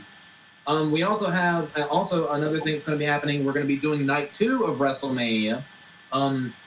I'm not sure if Skyler's going to be available, but if Skyler's not available tomorrow, because the way my work schedule works, I'm not going to be able to watch it again until like 1:00 p.m. And another thing, after I get off of work, because I work in Lexington, South Carolina. Today when I get off, I'm driving all the way back home to Heath Springs, so that's like an hour-and-a-half drive. So I'm probably going to be up to like 4:00 in the morning watching Night 2 of WrestleMania. So I might. I don't think Sean's going to be available to record our review of WrestleMania in the next day or two. So basically, why don't say that? I don't know when your availability is. We haven't discussed that, but basically, this is not our Night 1 review. There's going to be a Night 2 review. I just don't know how we're going to do that yet. Well, my plan is Monday night. Monday night? My plan, yeah. We watch it. I mean, what we're basically as you, the people, are hearing this podcast, we are recording Night 2's review. And okay, so I probably will be available tomorrow night. Yes, and I believe Skyler is as well. The three of us? Yes. It might be the three of us? It's going to be the three of us, is the plan. Oh, hell yeah, hell yeah. Yes, sir. But yeah. We're also going to review Night 2. So yes. Be looking forward to that. Yeah, and for the CMP, that's going to be revealed on Tuesday of this following week, which is the 5th or 6th, I don't remember. But that's going to come out on Tuesday as our Night 2 review. Good, bad, or indifferent. And given the card and how well this night went, we'll get to that at the summary. But yeah, this Sean, before I read Skyler's notes, I must say I'm sad that I don't know what your P sounds like. Oh, we don't know what your P sounds like either, you fucking faker. Yeah. You know what? When we're popular enough where people want to get my OnlyFans, then we'll then we'll talk. I'll paint my nails. I'll be a gamer girl. Yeah. I'm gonna buy it first. Sean's gamer girl bathwater. That's right. That's right. Well, I'm not gonna sell my bathwater.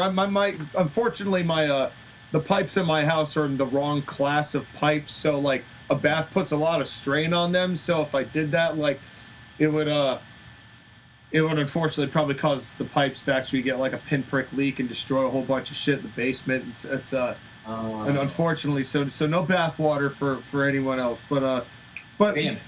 But there may be other things involved later on if there's that interest. Let's go get to there. But let's hear what Skyler had to say about watching his own embodiment of female tag teams in Io Skyler and Dakota Kaiberg wrestle. And the Bailey area brawler. Yes. So this is so fucked up looking. This is what he wrote. 6-woman tag team match. Damage Kurnt versus Becky Lynch, Trish Stratus, and Lita. Oh my god. Fucking hell. This is like, you remember WrestleMania, I think it was last year, when I wrote my notes as fast as I could, and it was so fugly. Now, let me ask you, is it possible that Skyler is just having autocorrect just smack his, like, imagine he is like the embodiment of Encyclopedia Britannica, but just the autocorrect is just smacking it down to, like, the level of grammar that we're receiving? Trust me, Sean, it hasn't stopped yet, so let me continue. What is Trish Stratus doing in the Impact Zone? Trish Stratus. But it doesn't stop. The next line, I didn't sip this match, but I might as well have because my eyes glazed over the screen.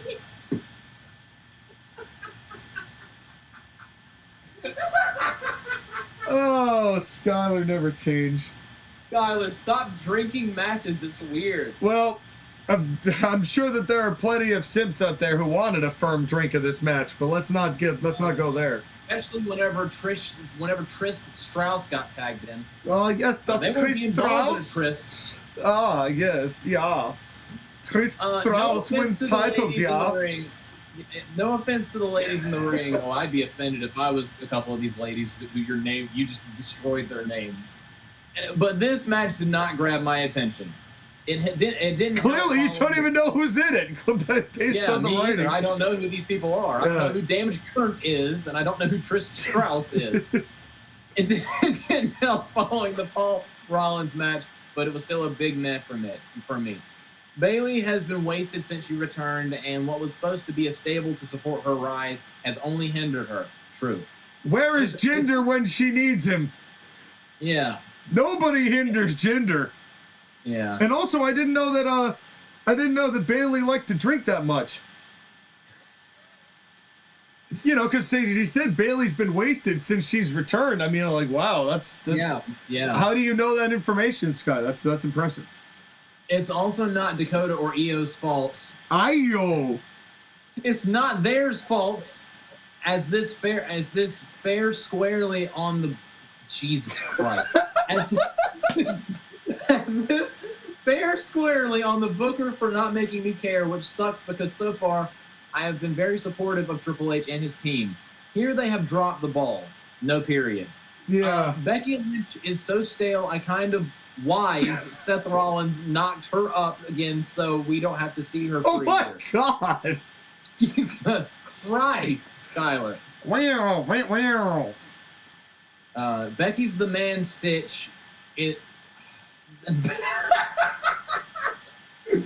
is what I'm saying. This is what I'm saying. Is this just autocorrect fucking with Skyler? Probably. This is what happens when you disable autocorrect and just headbutt your monitor a bunch of times. This is what happens when you accept that Paperclip's help.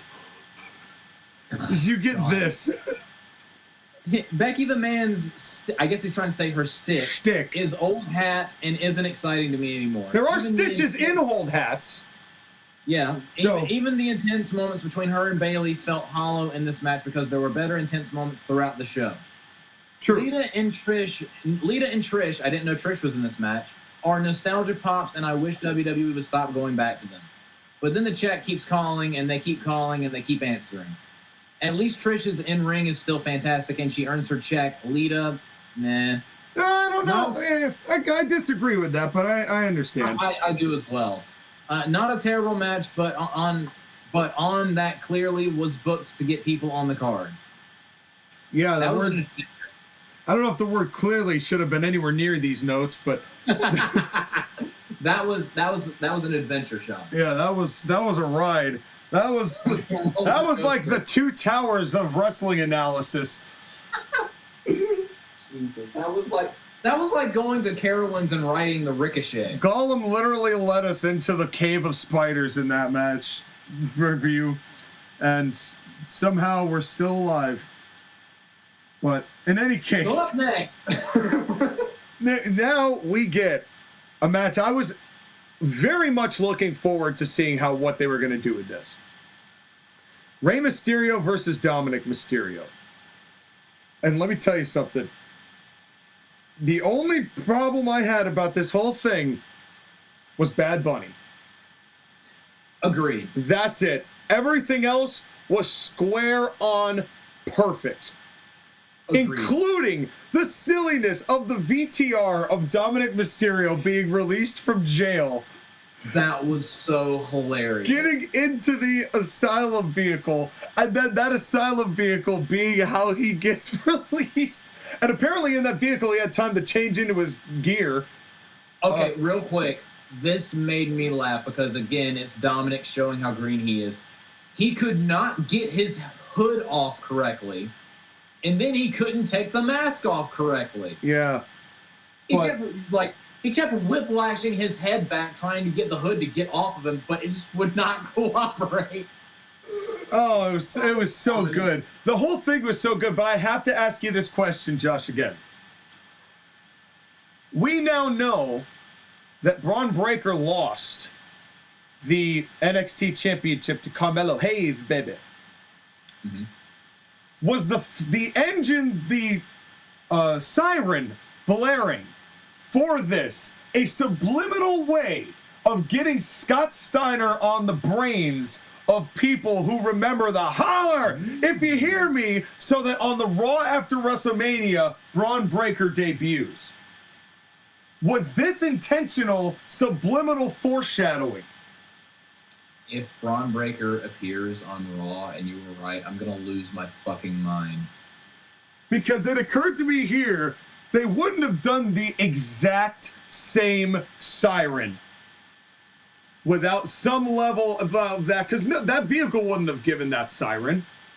It's just that it's an asylum vehicle. It has lights. It doesn't have a siren. It's not hastening to get somebody to an asylum. It has to follow the rules of the road. It doesn't have the same accommodations as an ambulance. So why would there be one unless the people really keen or who are really high put things together that may not be there? We shall see. We shall see. And but Dominik wearing Rey's mask was good. I liked that. Cole going back. Cole, I'll tell you what. Cole amped himself up to the 28th degree in this matchup. I know, but I like it. Me too. I liked it because Cole and really a lot of what Michael Cole's positives were in the early years of SmackDown were Rey Mysterio matches. Because he loved getting behind Rey more than other people. He got behind Rey huge. He was one of the few people that Michael Cole was always consistently impartial for. And I liked that the way that how passionate Cole was, because it was passionate. Mm-hmm. And it was, and this matchup, what did you think about the quality of this, especially, what did you think when we predicted there would be some edsturbation, but what did you think about the placement of that edsturbation? I mean, it would have meant more if they didn't do it all the time, because this WrestleMania, this would be the place to do it, just not 100 times and multiple people doing it throughout the years since Eddie's passed. Yes. But they were a little lenient on it tonight, which I appreciated. Rey coming out to that music, I'm not gonna lie, it was an important part of the feud, but I kind of was like, I don't know if I would have done that personally, but I didn't hate it. I was not bothered by it, and I'll tell you why. I believe that I fully expected that Dominik was going to do it. That he was going to, like Skyler predicted, that he was going to be the one, because he's been saying I should have been Eddie's son, that he was going to come out to Eddie's thing. The fact that it was Rey doing it, I didn't mind that at all.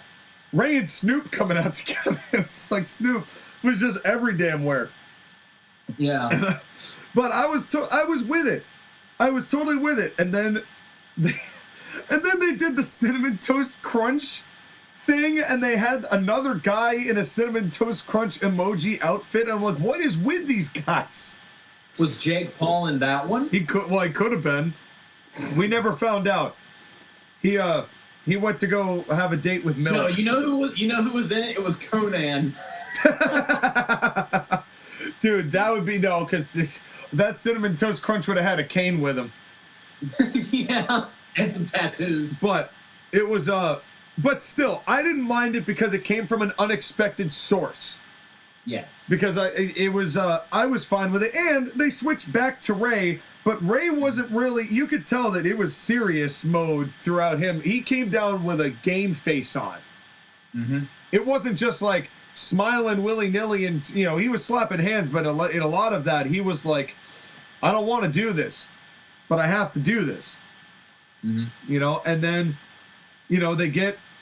they do the call double type, and everything about this, I loved the drink spot with Aaliyah. That was perfect. I don't know whether they did that just because MJF did what he did at Revolution, but I didn't hate it. Well, I will say there's one little complaint. Because the way that they got the heat for Rey Mysterio finally relenting and punching Dominik, he screamed in his mom's face. Could you imagine if, I don't know if they would have gone for this, but Dominik should have slapped his mom. Yeah, it would have been something. It would have been huge. I mean, I didn't mind the drink one and Aaliyah trying to come up through. I mean, if they were going to do that just to get the heat, I understand what you're saying, though. That would have really gotten some heat. That would have been bold. Yeah, absolutely. If I were booking the show, I absolutely would have went there. But Dom held his own regardless. He is definitely, I must admit, he has gotten much better since this heel turn has started. Dude, this not only is this is the best match that Dominik has ever had. Yes. And this is the best match that Rey Mysterio has had since he wrestled Brock Lesnar at Survivor Series 2019. Yes. I totally agreed. And again, aside from the Bad Bunny thing, which didn't even bother me that much, I just hate that they keep bringing him back to WWE. All he did was foil something, so I'm not gonna. Yeah. He didn't do any moves, so it's like I wasn't that upset about it. It was just it didn't need it. This went about as perfectly as it could have gone. Yeah, I mean, Dom got great heat.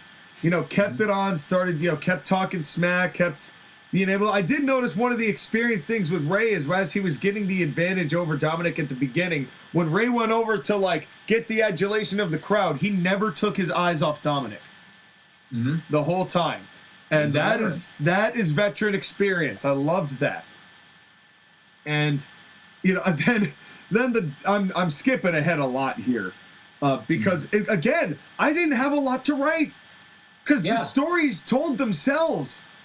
And really, I must say, I've never really been one of those guys to be like, hey, I recommend to the people out there who are listening to this to watch this show. But watch this show. Absolutely. Go watch this show. Go watch this show because it Speaking of skipping ahead a lot, we had another moment that just about made me orgasm. That alley-oop facebuster into the bottom turnbuckle that was really fast. That was brutal. Yeah. I was in the living room. I was like, "Oh, I bet that hurt." Yeah, that was insane. And I will have to say, it was funny hearing Cole just have an aneurysm yelling at Dominik when he meant Damian Priest and Finn Balor. Yeah. And he's like, Dominik has no business being here. He's like, and Corey's like, that's Damian Priest and Finn Balor. He's like, Dominik has no right to be here. It's like, Cole, take a breath, man. Refocus. He's going to need an oxygen tank before night tonight. But that flipped the turnbuckle. That got me. I will tell you this. I did not expect to have these English words in this order in 2023. The LWO fight off the Judgment Day. I know, right? I'm here for it, but that was an unexpected set of English words to formulate into a sentence in 2023. Agreed. But I'd rather them be the LWO than El Hibalibal Gibala de Fantasmo. The Mexican Job Squad. Yeah. I mean, that's what the LWO was, but at least the LWO has some name recognition. Yeah. So it's, that was fine. It was overbooked, but the crowd did not care, so I didn't care. Like, who gives a shit? Honestly, there's a good way and a bad way to overbook. This was the best way you could have done it. And the monster pop when Ray finally got the pin on Dominik was incredible. And I actually think it may have put to bed the idea and the thought that Ray's retiring. I don't know if he is now. Maybe I was wrong. Again, you know, that maybe Rey is sticking around for a little bit more. Because I thought this was going to be Dominik wins and Rey, you know, says goodbye, basically. But the way that they blew this feud off and taught Dominik a lesson and the whole spanking thing with the belt, and it was oh yeah, I love that. It was perfect. It hit the mark so well, not even just with the crowd, but with me too, for the blow off for what they've built with the Thanksgiving thing. And again, just another tribute to the production team. The packages, again, so good in setting this up. And you know, some would say that, you know, you don't believe that these guys are actually mad at each other. For what if you could try to suspend your disbelief for it, they knocked this out of the park in a way that I didn't think they were capable of doing. Agreed. This very much surprised me. And would you like to hear what Skyler had to say about this match? I would like to hear what Skyler tried to say about this match. Rey Mysterio versus Dominik Mysterio, all spelled correctly. Were it not for, well, I might as well give him credit if we're going to knock him so much. Were it not for any of the bloodline stories happening on this show, this match would be up there as the best well-told storyline in WWE right now, despite our initial concerns over Dom. The Goldberg police officer escort for Dom was corny, but in an entertaining way, so I will allow it. Agreed with that entrance entirely. Oh, one thing we missed, I'm sorry, I don't mean to go back and cut Skyler off here, but in the women's match, did you see the 3D graphic of Becky Lynch? It was horrifying. That, it looks like the Kraken? Yeah, it did. It was scary. I'm like, oh, God. Oh, no. It looked so bad. It did. It wasn't their best. You know we're in LA when a couple of middle-aged geezers roll up in a lowrider.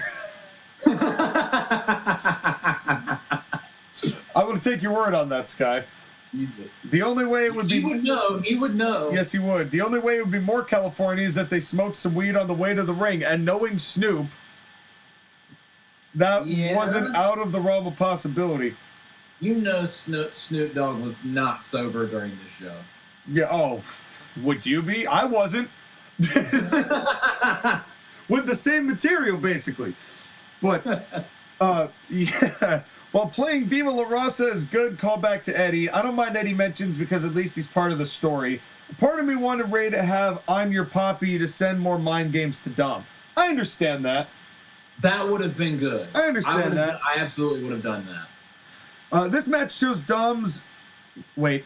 This match shows Dom's leaps and bounds. Yeah, he did. He leapt around a lot, and he bounded around a lot. I don't disagree with that. I don't think that's what Skyler was trying to say, though. Speaking of which, I do have a critique. Something that happened a lot on this show. Even though the show's really good, too many frog splashes. And moonsault. There was a lot of repeated spots across the board. I mean... It's not enough to knock the show down because the show is so damn good, but it is something you can critique. The show was good enough for me not to care. Exactly. Right? When the shows are bad, I focus more on that because they're more apparent. But when the show is this good, you'd let it go because you're engaged with what they're doing regardless. Exactly. But what the word he's missing is growing. He's saying this match shows Dom's growing leaps and bounds. He seems more confident in every move he does and doesn't have as much awkward movements in his steps. He can still be clunky in parts, but at least it's no longer in a robotic Eva Marie way. Agreed. Rey's not as fast as he used to be, but the man still moves very well for a man his age and ism worthy of the Hall of Fame spot he got.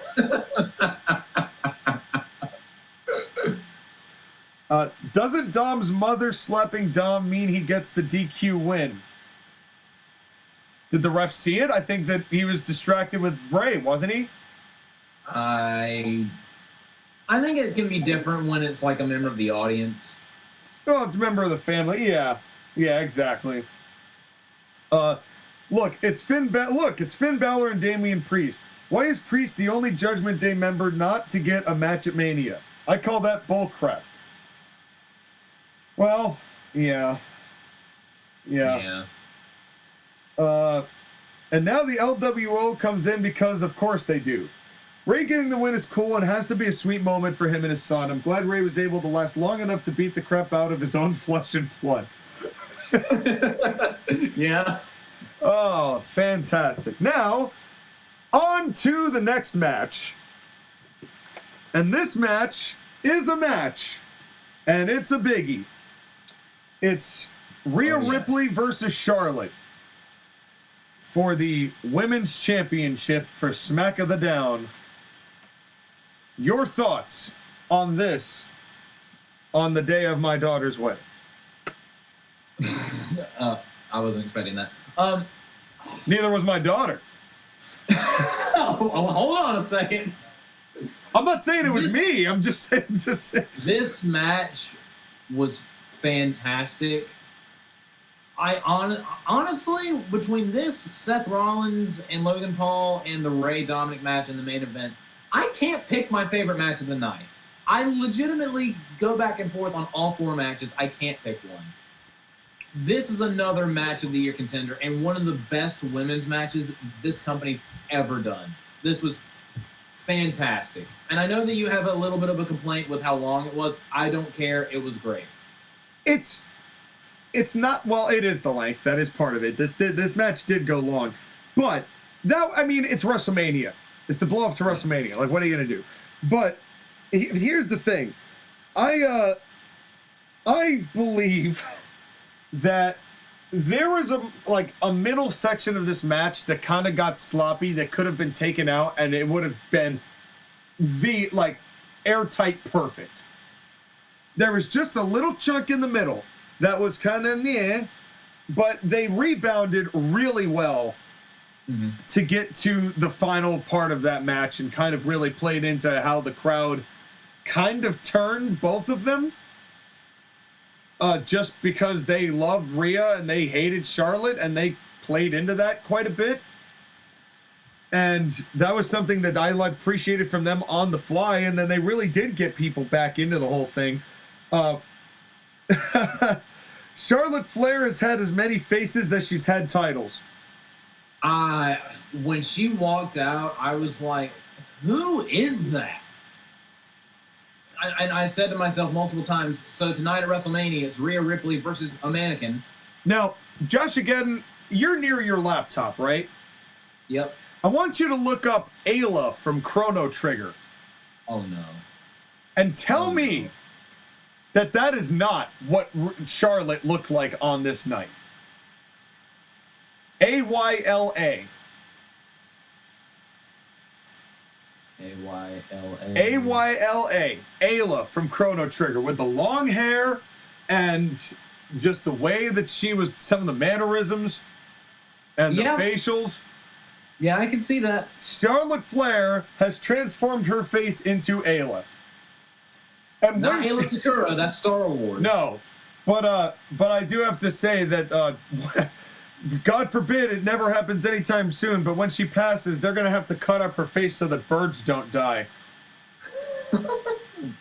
But we get another collar and elbow tie-up. We end up 6 of 8 on the night. That's pretty damn good. Mm-hmm. And in the matches that didn't have a collar and elbow tie-up, you wouldn't expect them to. Right. Yeah, basically. And this match, it started out really well. They did the collar and elbow tie-up. They really got into it. Charlotte, did you hear? I guess same thing with this the microphones in the ring being lit up. I forget what Rhea was giving her. I think it was some clubs to the back or something. And Charlotte Flair was running up and down going, "Oh, shit!"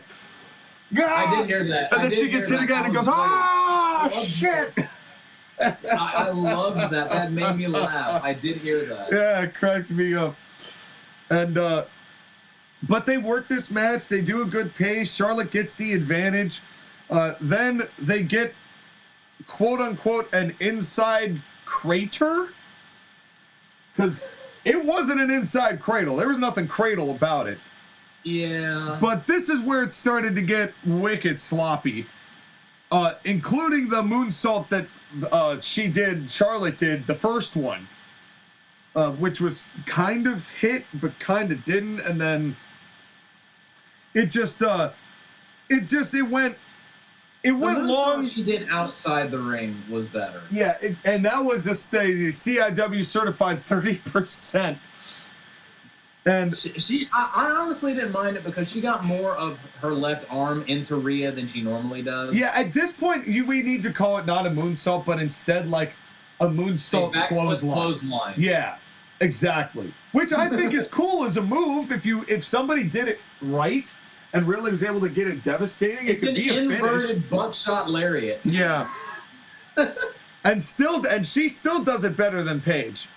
Yeah. Speaking of teabagging Adam Page in AEW, and Charlotte used to, but the funny thing is, Adam Page wears butterflies on his jeans, and Charlotte grew out of the butterfly belt like 10 years ago. Did you see this? When Rhea Ripley was making her entrance, this dude was holding up a butterfly belt, and she did the DX crotch chop towards that guy. And I did not see that, actually. It was hilarious. She was basically saying, fuck you to that Divas belt. Yeah. And understandable. Yeah. Totally understandable. And then we had another moment that, once again, the show's killing me. The German suplex that she gave Charlotte, where Charlotte almost died. Where she broke her... I thought she broke her nose. I'm pretty sure she did because her eyes started watering and her nose looked a little wonky. That was a disgusting German suplex. Yeah, I don't know. I don't think Charlotte meant to land like that, but it added to the match because she got a little juice out of it. Yeah, got a little color. And that also kind of incensed her and kind of helped with the heel turn a little bit. Yeah. Even though I don't know whether they're necessarily going to fully blown maintain a double turn here, but it sure as hell felt like that was what came out of this. And honestly, in my opinion, this match more than anything else, they laid their shit in this match. Yeah. They beat the shit out of each other. Yeah, they totally did. And the Riptide kickout really woke people up. Oh, yeah. That got a pop. And the facials from Rhea were great. The Riptide kickout got a pop. When Charlotte hit natural selection and Rhea kicked out, no one cared. Because that was the worst natural selection I've ever seen her do. That was you could barely even call that a natural selection. But I love another thing. Charlotte couldn't get the figure 8 in. She got the figure 4 in for 2 seconds, and Rhea immediately got out of it. And that's what's always beaten Rhea Ripley in their previous matches. Yep. And that's where Rhea was so on it about not getting that locked in. And again, it's just good storytelling.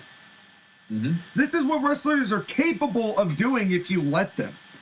If you know the right talent and can get the right talent what they need to be able to do something like this. And I thought the match slow burned, but they got me back in and they got the crowd back in and they got the right result with the Riptide, the other Riptide, and seeing Rhea Ripley scream, "It's my time," into Charlotte's face.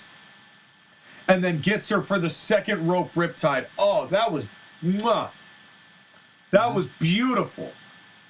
And the pop was enormous when Rhea won it. It was tremendous. I have nothing else to say except, and again, how often, when have we reviewed a show from WWE and felt this good? Not even SummerSlam was like this. I know, right? We haven't seen night 2 yet, but so far it's feeling like the complete opposite of last year. Yeah. And I said, at this point, I wrote down in my notes, keeping in mind that I skipped the 6-women's tag, this show cannot miss. And I don't even think that the 6-women's tag missed, really. It just... No one really... honestly, that match was in the death slot. It wasn't an important match. Right. It was good. It just wasn't great like everything else on the show was. The filler matches don't have to be perfect. Right. Besides, but this was wonderful. And then they took their sweet-ass time building up to the next match. But we have Skyler's take. Real quick, my favorite thing in this entire match. Yes. When Rhea slammed Charlotte's face into the ring post, Charlotte Flair was briefly deceased. Yeah. The way she was just hanging on the top rope.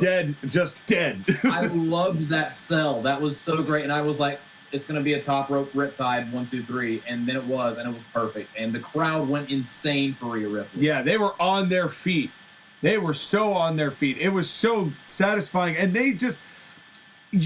I think what's so surprising about this is that you're getting every match that had the ending. You always expect with WWE, this is where they should go, and then they just never want to ever give it to you.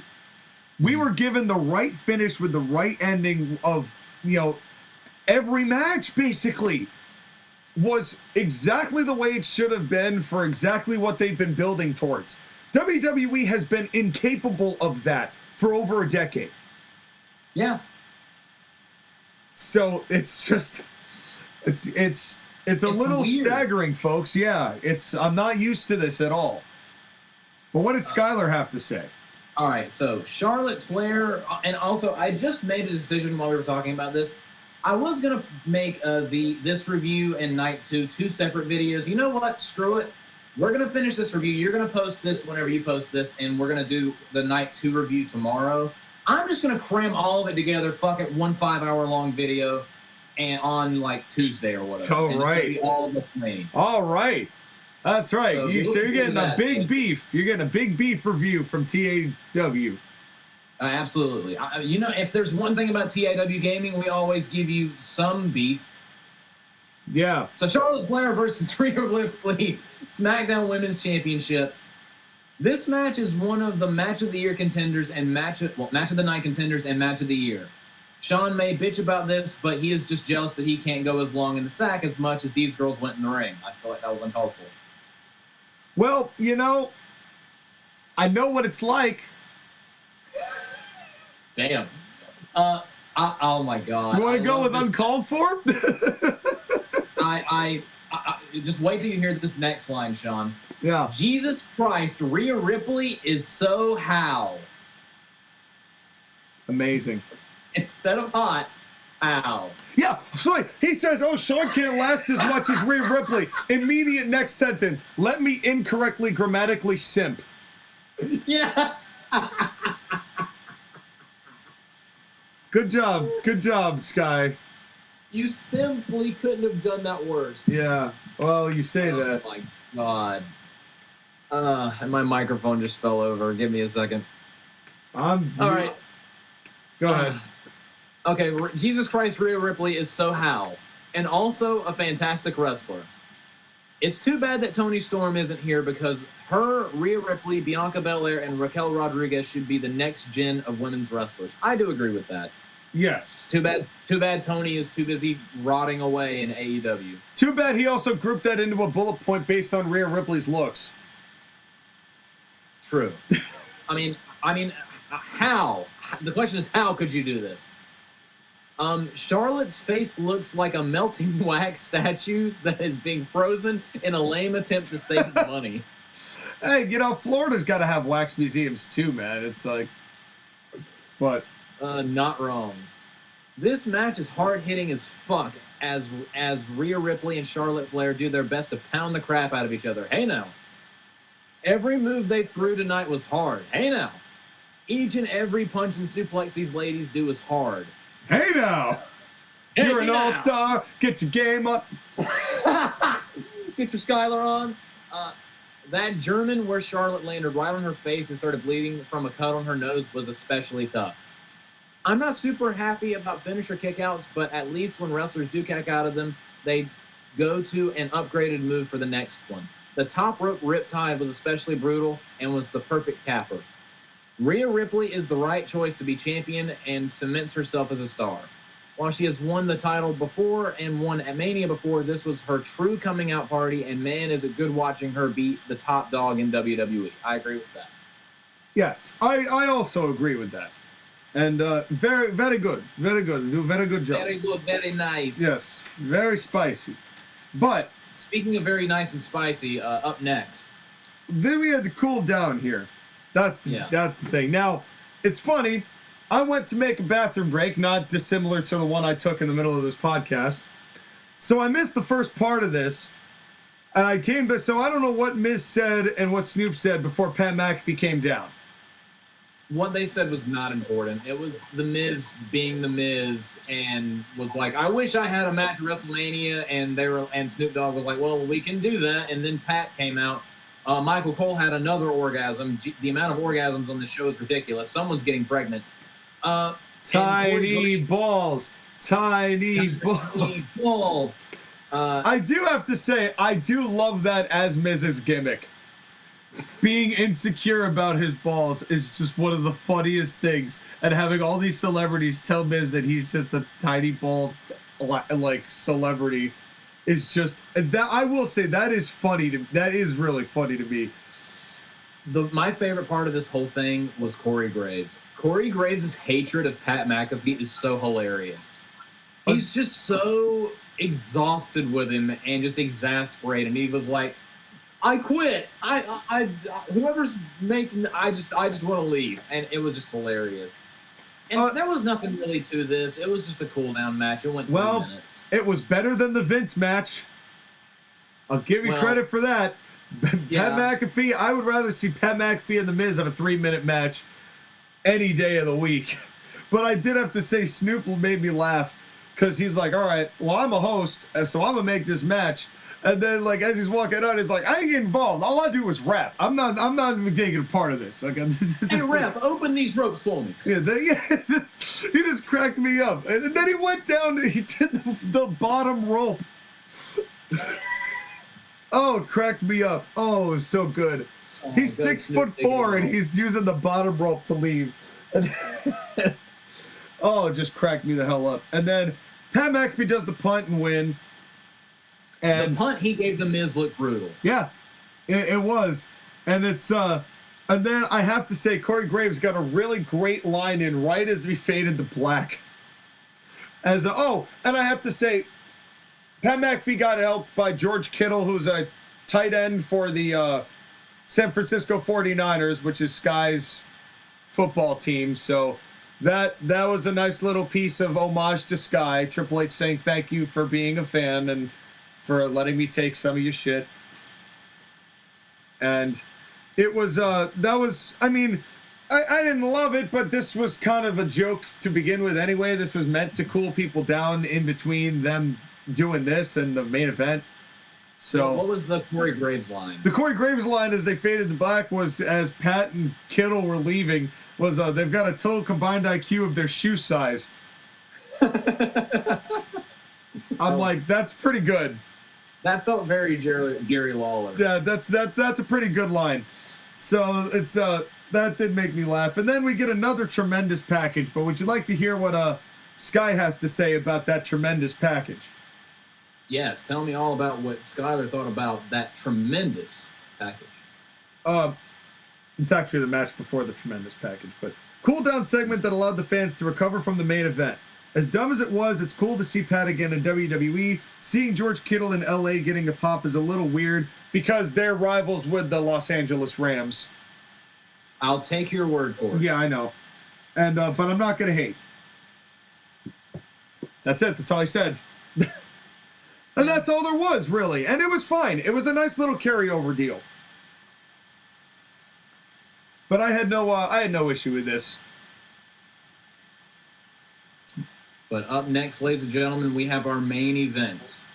For the undisputed WWE Tag Team titles, Sami Zayn and Kevin Owens challenging the Usos. Sean, what did you think of this match? Before I get into any of that, we've seen a lot of first evers and progression in WWE, sometimes forced, most of the time forced. Sometimes not. As far as, the reasons, even though the match was good, the reasons why Bianca Belair and Sasha Banks main event in night 1 of Mania 37? Yep, 37. We've seen the women main eventing WrestleMania 35? Yes, 35. With you can do it, Sean. It's okay. With the triple threat that they had there. We've seen a lot of I mean, to be fair, that match deserved it too. That triple threat. But, like, we've seen a lot of progression, things that have been labeled as first evers and progression. And they mentioned that with the Charlotte and Rhea match, that everyone involved was female. And I'm like, good for them. Honestly, if you're going to do that kind of first ever thing, that's the way you do it. Timekeeper, announcer. Did you notice the announcer during that tag title with the females? The in-ring announcer clutching her left hand as hard as she could she's clenching, trying to grow that pair to get her voice deep enough. God bless her. But that, if you're gonna do that and you're gonna be that, I liked that. This is a match, first time in WrestleMania where everyone involved is female. Timekeeper, referee, participants for championship. This is a big moment, but it was a quick passing thing of, hey, this is the first ever. But they didn't talk about it for the rest of the match. Yeah. All of this is to say that true progression in this company is having a tag team championship match main event WrestleMania. Mm-hmm. This was monstrous for me, and I won't lie to you. I nearly teared up at the thought of it. Because tag team wrestling for WWE has felt so mediocre for almost the entirety of WWE's existence. With a few exceptions here and there. But it's, for the most part, tag team wrestling just has not meant in WWE what it used to mean as far as drawing power and capability in the territories. That's a fact. You know, the Midnight Express and the Rock and Roll main evented a lot during their time because they were the biggest attraction. They were the money drawing group, you know, and it just makes it, I felt so overjoyed seeing tag team championships main event WrestleMania, a tag match that meant something, that they built to, that was one of the most prominently featured things on WWE programming over the past 6 months. Mm-hmm. To see it culminate in a main event between these two teams of Kevin Owens and Sami Zayn and the Usos, I was so overjoyed that this was where it was positioned. If only Little Uzi Vert didn't ruin it. I skipped this. I don't even know who Little Uzi Vert is. I've never heard of him. I saw that. I was like, I still have the battle scars from Hardy at the Royal Rumble. Hard pass. Well, listen. They may be listening to our show, but they're not listening to our plugs. Because, folks, AB Productions CT is proud to present to you industry-busting music, taking the music world by storm and clearly lapping the mockery that is Lil Uzi Vert, even if that song is on the charts. The people, literally, the people who listen to the top 40 charts are the equivalent of, in the music industry, of AEW fans. It's literally the lowest common denominator. But if you want to learn how to do fractions, not literally, we're not going to teach you how to do fractions, but if you want your ears to be pleasured with 9/8 of the joy that you could potentially get from regular listening to music, you come join the entertainment revolution of AB Productions CT, because Abizzle and White Knux are proud to bring you over 128 different songs and projects on Spotify and Apple Music, plus the entire collection on SoundCloud that spans a lot more content than just the 128 that we've been putting together over the course of the past 5 years, with more coming. There's going to be the album, or the mixtape on SoundCloud, Low 5, that is going to be released in the next couple of months, so stay tuned for that, and there's more. But if you want to hear what's changing, if you want to hear what would have turned this 9 into a 10, and you want a 153% chance of being better than the 44% chance of the people who love the top 40, who are the 0 out of 10 fractions of people who like Lil Uzi Vert. Remember, did I mention before that Braun Breaker might debut on Raw? Look for Abizzle, spelled ABIZZLE, or White Knux, spelled WHITE space KNUX, for all of the projects that we have got together and much more to come, come join the entertainment revolution with AB Productions CT. And in that time that I did that promo, Little Uzi Vert did something so terrible that I had to mute it. And then the Usos came out, and I'm like, okay, this is what we're here for. One thing real quick I just want to point out. Last year at WrestleMania, the Usos wrestled Shinsuke Nakamura and Rick Boogs. And Boogs destroyed his leg, and they had to go home early in that match, and it was a very nothing match. Remember what Sami Zayn did at WrestleMania last year? Yes. And you as know, painful as it is, they also kind of mentioned it in the hype package of a year ago, I was at my lowest point. Yes, you were. My God. And although the one person that was not really struggling that much last year, at least Kevin Owens, last year main evented WrestleMania with Steve Austin. Now he's main eventing WrestleMania with the tag team titles. But what a difference a year makes. Yeah. Yeah, and I honestly, I felt really happy for the Usos that they got a main event at WrestleMania themselves. Because that's another credibility builder to their already storied career. You know, say what you want about the amount of back slap and thigh slap tags that we get from them on a regular basis. Dude, in this match, we had a kneecap slap tag. Yeah, I saw it. And I was like, oh my God. Yeah. But it was still, I mean, the match itself, again, this is where I felt the moves and the kickouts were a little gratuitous. Yeah, that is the one thing I'll say about this match. That they, like, you couldn't murder Sami Zayn with a tank. But that is about as Kevin Owens and Sami Zayn tagging together to main event at WrestleMania. I mean, what do you expect from these two otherwise? Honestly, if you're going to do that, the main event of WrestleMania is the place to do it. And every time they kicked out of something, it got a reaction. Yeah. And we got 3 comebacks in this match. Yeah, this was a long match. But I will say, the storytelling in it was solid. You know, they did the first comeback and then they do the second comeback. We've had 2 comebacks, yes. What about third comeback? I don't think he knows about third comeback yet. Anyway. Why are we referencing 2 Towers so much in this video? That was Fellowship of the Ring, you uncultured nerd. But well, you were talking about the spider, and that was Return of the King, not 2 Towers. So we both don't watch Lord of the Rings. No, well, you know what? We're just making sure the entire trilogy, the right trilogy, gets it mentioned. We mentioned this, so. But in any case, I will say this once again to teabag AEW: the Usos just taught the Young Bucks how to properly do a super kick party. Because their heat on Sami Zayn with all these super kicks was quite good. When they double super kick him in the back of the head and he sold it like he got shot in the head with a large gun, it was beautiful. Yeah. And I do have to say the brain buster on the apron was quite good as well. I yelped. That scared me. That scared me shitless. Yeah.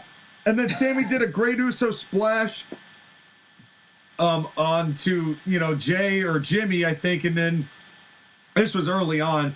They did that great super kick party is all I'm calling it. But it was still proper tag work. There was still isolating of the corner. They just, and, getting the heat and making a comeback. They just did it 3 times. Yeah, and we were talking about the back slap tags earlier. Even though the Usos did do some back slaps on that one shin slap tag, they tightened it up later. They did do a lot of hand tags in this match. Yes, they did. But I do have to say, after all of this heat that they were getting, it really did look for a split second like Sami Zayn was going to Hulk up.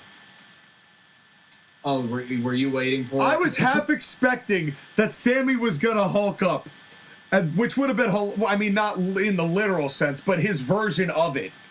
Yeah. I say Hulk up just because that's become the vernacular for I've taken all the punishment I can stand that I can't stand no more. Like Lawler's way was just stiffening it up his whole body, like his spine went straight and his head got rigid. And all of a sudden he starts getting up. Remember Sheamus did it in that match with Gunther at Clash of the Castle. Mm-hmm. You know, that's what I mean by Hulk up, not literally shaking the hands and blowing the dandelions, brother. And the you. Yeah, none of that. You know, he's not Curtis Axel here. But then I started going, okay, Christ, what the hell is this thing? What's it gonna take? But it was long. It was long, but it was worth it. There's one thing I didn't like. Can you take a guess what it was? The table bump. No, I didn't mind that. Table bump was fine. I thought the double team spine buster through the table was brutal. That was dope. I liked that. No, it was something that happened after that. I'm not entirely sure. They get back into the ring. All four of them get into the ring and size each other up again. Oh, hockey fight. And then and I knew it was coming because it's the two people I associate the most with it, which is Kevin Owens and Sami Zayn. Ain't no fight like a hockey fight. I said it wouldn't have been an Owens and Sami Zayn WrestleMania main event without one, so I'm like, fine, whatever. It's but it started really getting gratuitous. But they got the bottom line of this, it didn't matter because they stuck the landing. Yes, they did. Sami Zayn sees Jey Uso in the corner, and after all of the drama and the pain back and forth and the issues that they had, the love, the hate, the emotions swelling up, Sami Zayn hits a hell of a kick. Yeah. On three of them. And three of them on Jey Uso. Cover 1, 2, 3. Owens and Zayn win, and the Usos' major historic title reign comes to an end, which was the outcome that should have taken place. Exactly, and the crowd was so happy. And you could tell that meant a lot to Sami and Owens too. Owens was crying. Yeah, and I genuinely felt for him. I did. Mm-hmm. I thought that was it was powerful. It was really powerful. Also, one thing we kind of skipped over, they mentioned that they were from, I can't remember what the place is in California. They were referencing PWG. Reseda? Reseda, California. They mentioned and El Generico. And Cole mentioned El Generico, and Corey was like, didn't he die? He said, thank God that guy didn't come here. Yeah. Which, you can't lie. He's right. Yeah. Because a mute luchador, when Sami Zayn was capable of all of this, and that's maybe why I was so disgusted last year about that whole match and quote-unquote match with Johnny Knoxville and everything that took place with that. Because I know Sami Zayn's better than that. And this showcased it. This whole year has showcased it. And they stuck this landing. It was absolutely spot on excellent. Agreed. Long, gratuitous, but a lot of movies now are long and gratuitous, but the endings are good enough to make you review it positively. Yes, exactly. And it was long and gratuitous, but it's the main event of WrestleMania, so, I mean, of all the places to do that, it should be the main event of WrestleMania, and they stuck the landing, so it doesn't bother me that much. They did. They did. And it honestly feels better. And as much as I love Stone Cold Steve Austin, it feels so much more satisfying seeing Kevin Owens and Sami Zayn, two talent that have been there a while but have never felt like they've broken the plane, have their moment at the end of WrestleMania. Mm-hmm. That felt like a star cementing performance for them. It's better than feeling the nostalgia wave closing out the show. Agreed. Because you knew that there was nothing beyond what Steve Austin was doing that night. Well, so we thought. but you know what I'm saying, though? Yeah, I know what you're saying. Yeah. Oh my God. Especially considering that I'm not a big fan of Steve Austin, and I did nothing but roll my eyes during the entire Kevin Owens Stone Cold Steve Austin match. Yeah, which is why he also was not the main event of my show either when I brought him to ACPW. But would you like to hear what Skyler had to write? I'm scared. It is the Usos versus Sami Zayn and Kevin Owens. Oh, good God. So many uses. The uses. Incorrect uses of the English language tonight. Oh, man. This is the match of the night. The uses. Oh, man. That's not even on the same... That's not even in the right hand on the keyboard. This is why I think this is auto-corrected. I don't think this is Skyler's fault. I think he was literally headbutting his computer. Yeah.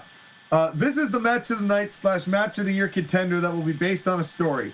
Wrestling-wise, it was a lot of super kicks and spots, but story-wise, it was the single most emotional part of the night. I'm a better rapper than whoever the fuck this auto-tune baggy pants wearing piece of shit. That is not a sentence. True. The Usos have a formula in wrestling that they get away with because they are the Usos. The backslap or shoulder tags are so stupid.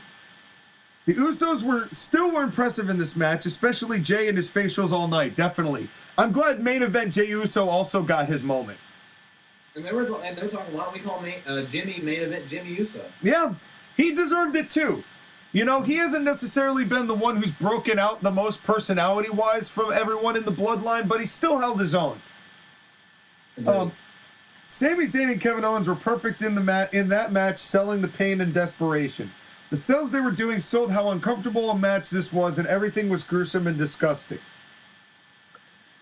The finisher kickouts happened a lot here, but they were sold so well I didn't care. I was sucked in. Michael Cole, Sami Zayn is making El Generico proud tonight with his efforts. Me, the Wrestleverse movies are happening, folks. Right way to finish with Sami Zayn destroying Jey Uso, not out of hate, but out of sadness. Sami Zayn should not be happy about winning this match the way he did, but he had to get the job done. The bloodline had to go down, and KO and Sami winning is the right call. A perfect capper to night one. I couldn't agree more with that. So let's get to ratings and then get the Halliburton out of here. Yeah, and strap in for night 2. Yeah, and I'll start if you don't mind. Okay, you can start. As we mentioned, this is one of the single greatest nights of wrestling I've seen in a very, very, very long time. And as such, I had a really difficult time grading this one because nothing was bad. Okay, Little Uzi Vert was bad, but nothing was bad. Nothing but all the matches had some redeemable quality to them in some capacity. You know, with even Lita being the highlight in the 6-woman tag, even though that was kind of a female Young Bucks match. But it didn't matter. It didn't matter because of how over everything was, how hot the crowd was, and how fun this all felt. I haven't had this much fun watching a WrestleMania since WrestleMania 31, and that show had some clunkers. But it also had some great matches. So that's why I'm saying since 31, this will go down as one of the best single nights of WrestleMania of all time, I believe. And as a result, I had to think about what I was taking points off for. I am giving this a 9. Wow. I'm giving it a 9 because it is... A lot of the complaints I have about the women's match, I can't really complain that much because they still got the crowd back into it. Like, they still got people invested. Even though it was a bit of a mess, they still got people invested. And at the end of the day, isn't that what they're there to do? Yeah. Given the death spot and given who's involved, you know, and it's... I feel bad for Damage Control, but hey, they got a 6-woman tag against Becky Lynch and Lita and Trish Stratus, which I'm sure was the dream, not to go ever since I was a little girl on this whole thing, but like, this was probably the dream of That's tomorrow night. Yeah. This was probably, for 4 out of 6 of these participants, this was a dream come true for them to have that spot, and they still got people involved in the death spot. Mm-hmm. So I can't be mad at that. Now, there was some sloppiness here and there, and again, format-wise, that's really what the point's being taken off for. Because even Little Uzi Vert, I can concede that. For the sake of everything else that came on this night. You know, yeah, I knew not to watch too closely to the Spot Fest, but Titus O'Neil reeled me the fuck back in. That was the surprise there. This show, and a tag team match main event, it's like this show was written for me. And so I thank you, Triple H, for this show. This is a show I would genuinely consider going back to watch again, which is not something I ever do with wrestling, really, unless we're doing it for the podcast. So thank you, Triple H, for this. This renews my hope. Pending what... Well, I'll ask that question after we do the rest of the reviews. But this was a 9 out of 10 for me. Fucking stellar job, WWE. I'm proud of you. Before we get to me, read Skyler's notes. Okay. Here's what Skyler had to say. Just wow. Amazing. Conclusion was spelled right, by the way. This show was amazing. Just think of how bad last year was for all the major players on this show. Sami was doing jackass shit, Charlotte wrestling Ronda Rousey, Rhea not being over, Austin Theory was bitched out. This show changed a lot of minds and was legitimately one of the best shows I've ever seen. It's tough to grade the show on recency bias, but I must say Triple H and team pulled a dog out. So I'm going 9 out of 10. I hope to be there for night 2 and hopefully talk more about night 1, so stay tuned, folks. Bay Area Brawler out. Well, all right, JoshAgeddon. We have another first, ladies and gentlemen. This show is getting a 27 out of 30. Wow. 3 9s out of 10. Wow. This show was fucking awesome. Wow.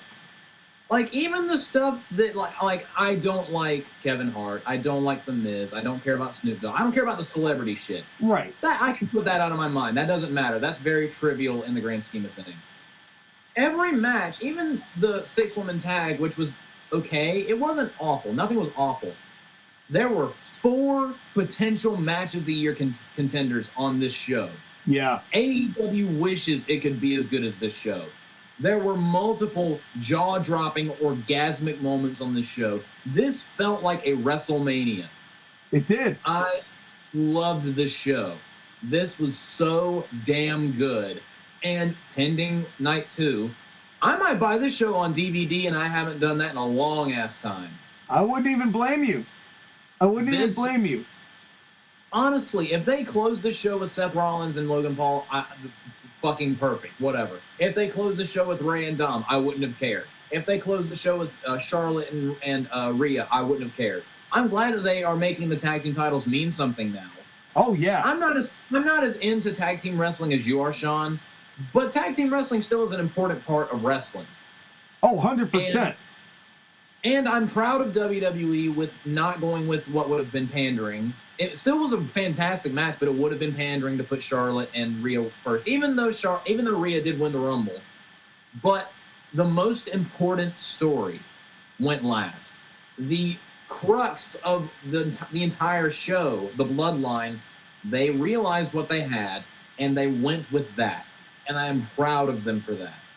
I have very minuscule complaints across the board. This was fucking phenomenal. 9 out of 10. One of the best shows they've ever put together. Yeah. Yeah, and this show got a 27 out of 30. And to think that night insane. 1 last year, I can't remember what we gave night 1, but it was not this. And real quick, before we get into night 2, I just want to go back a little bit because they've been doing 2 nights of WrestleMania since 2020.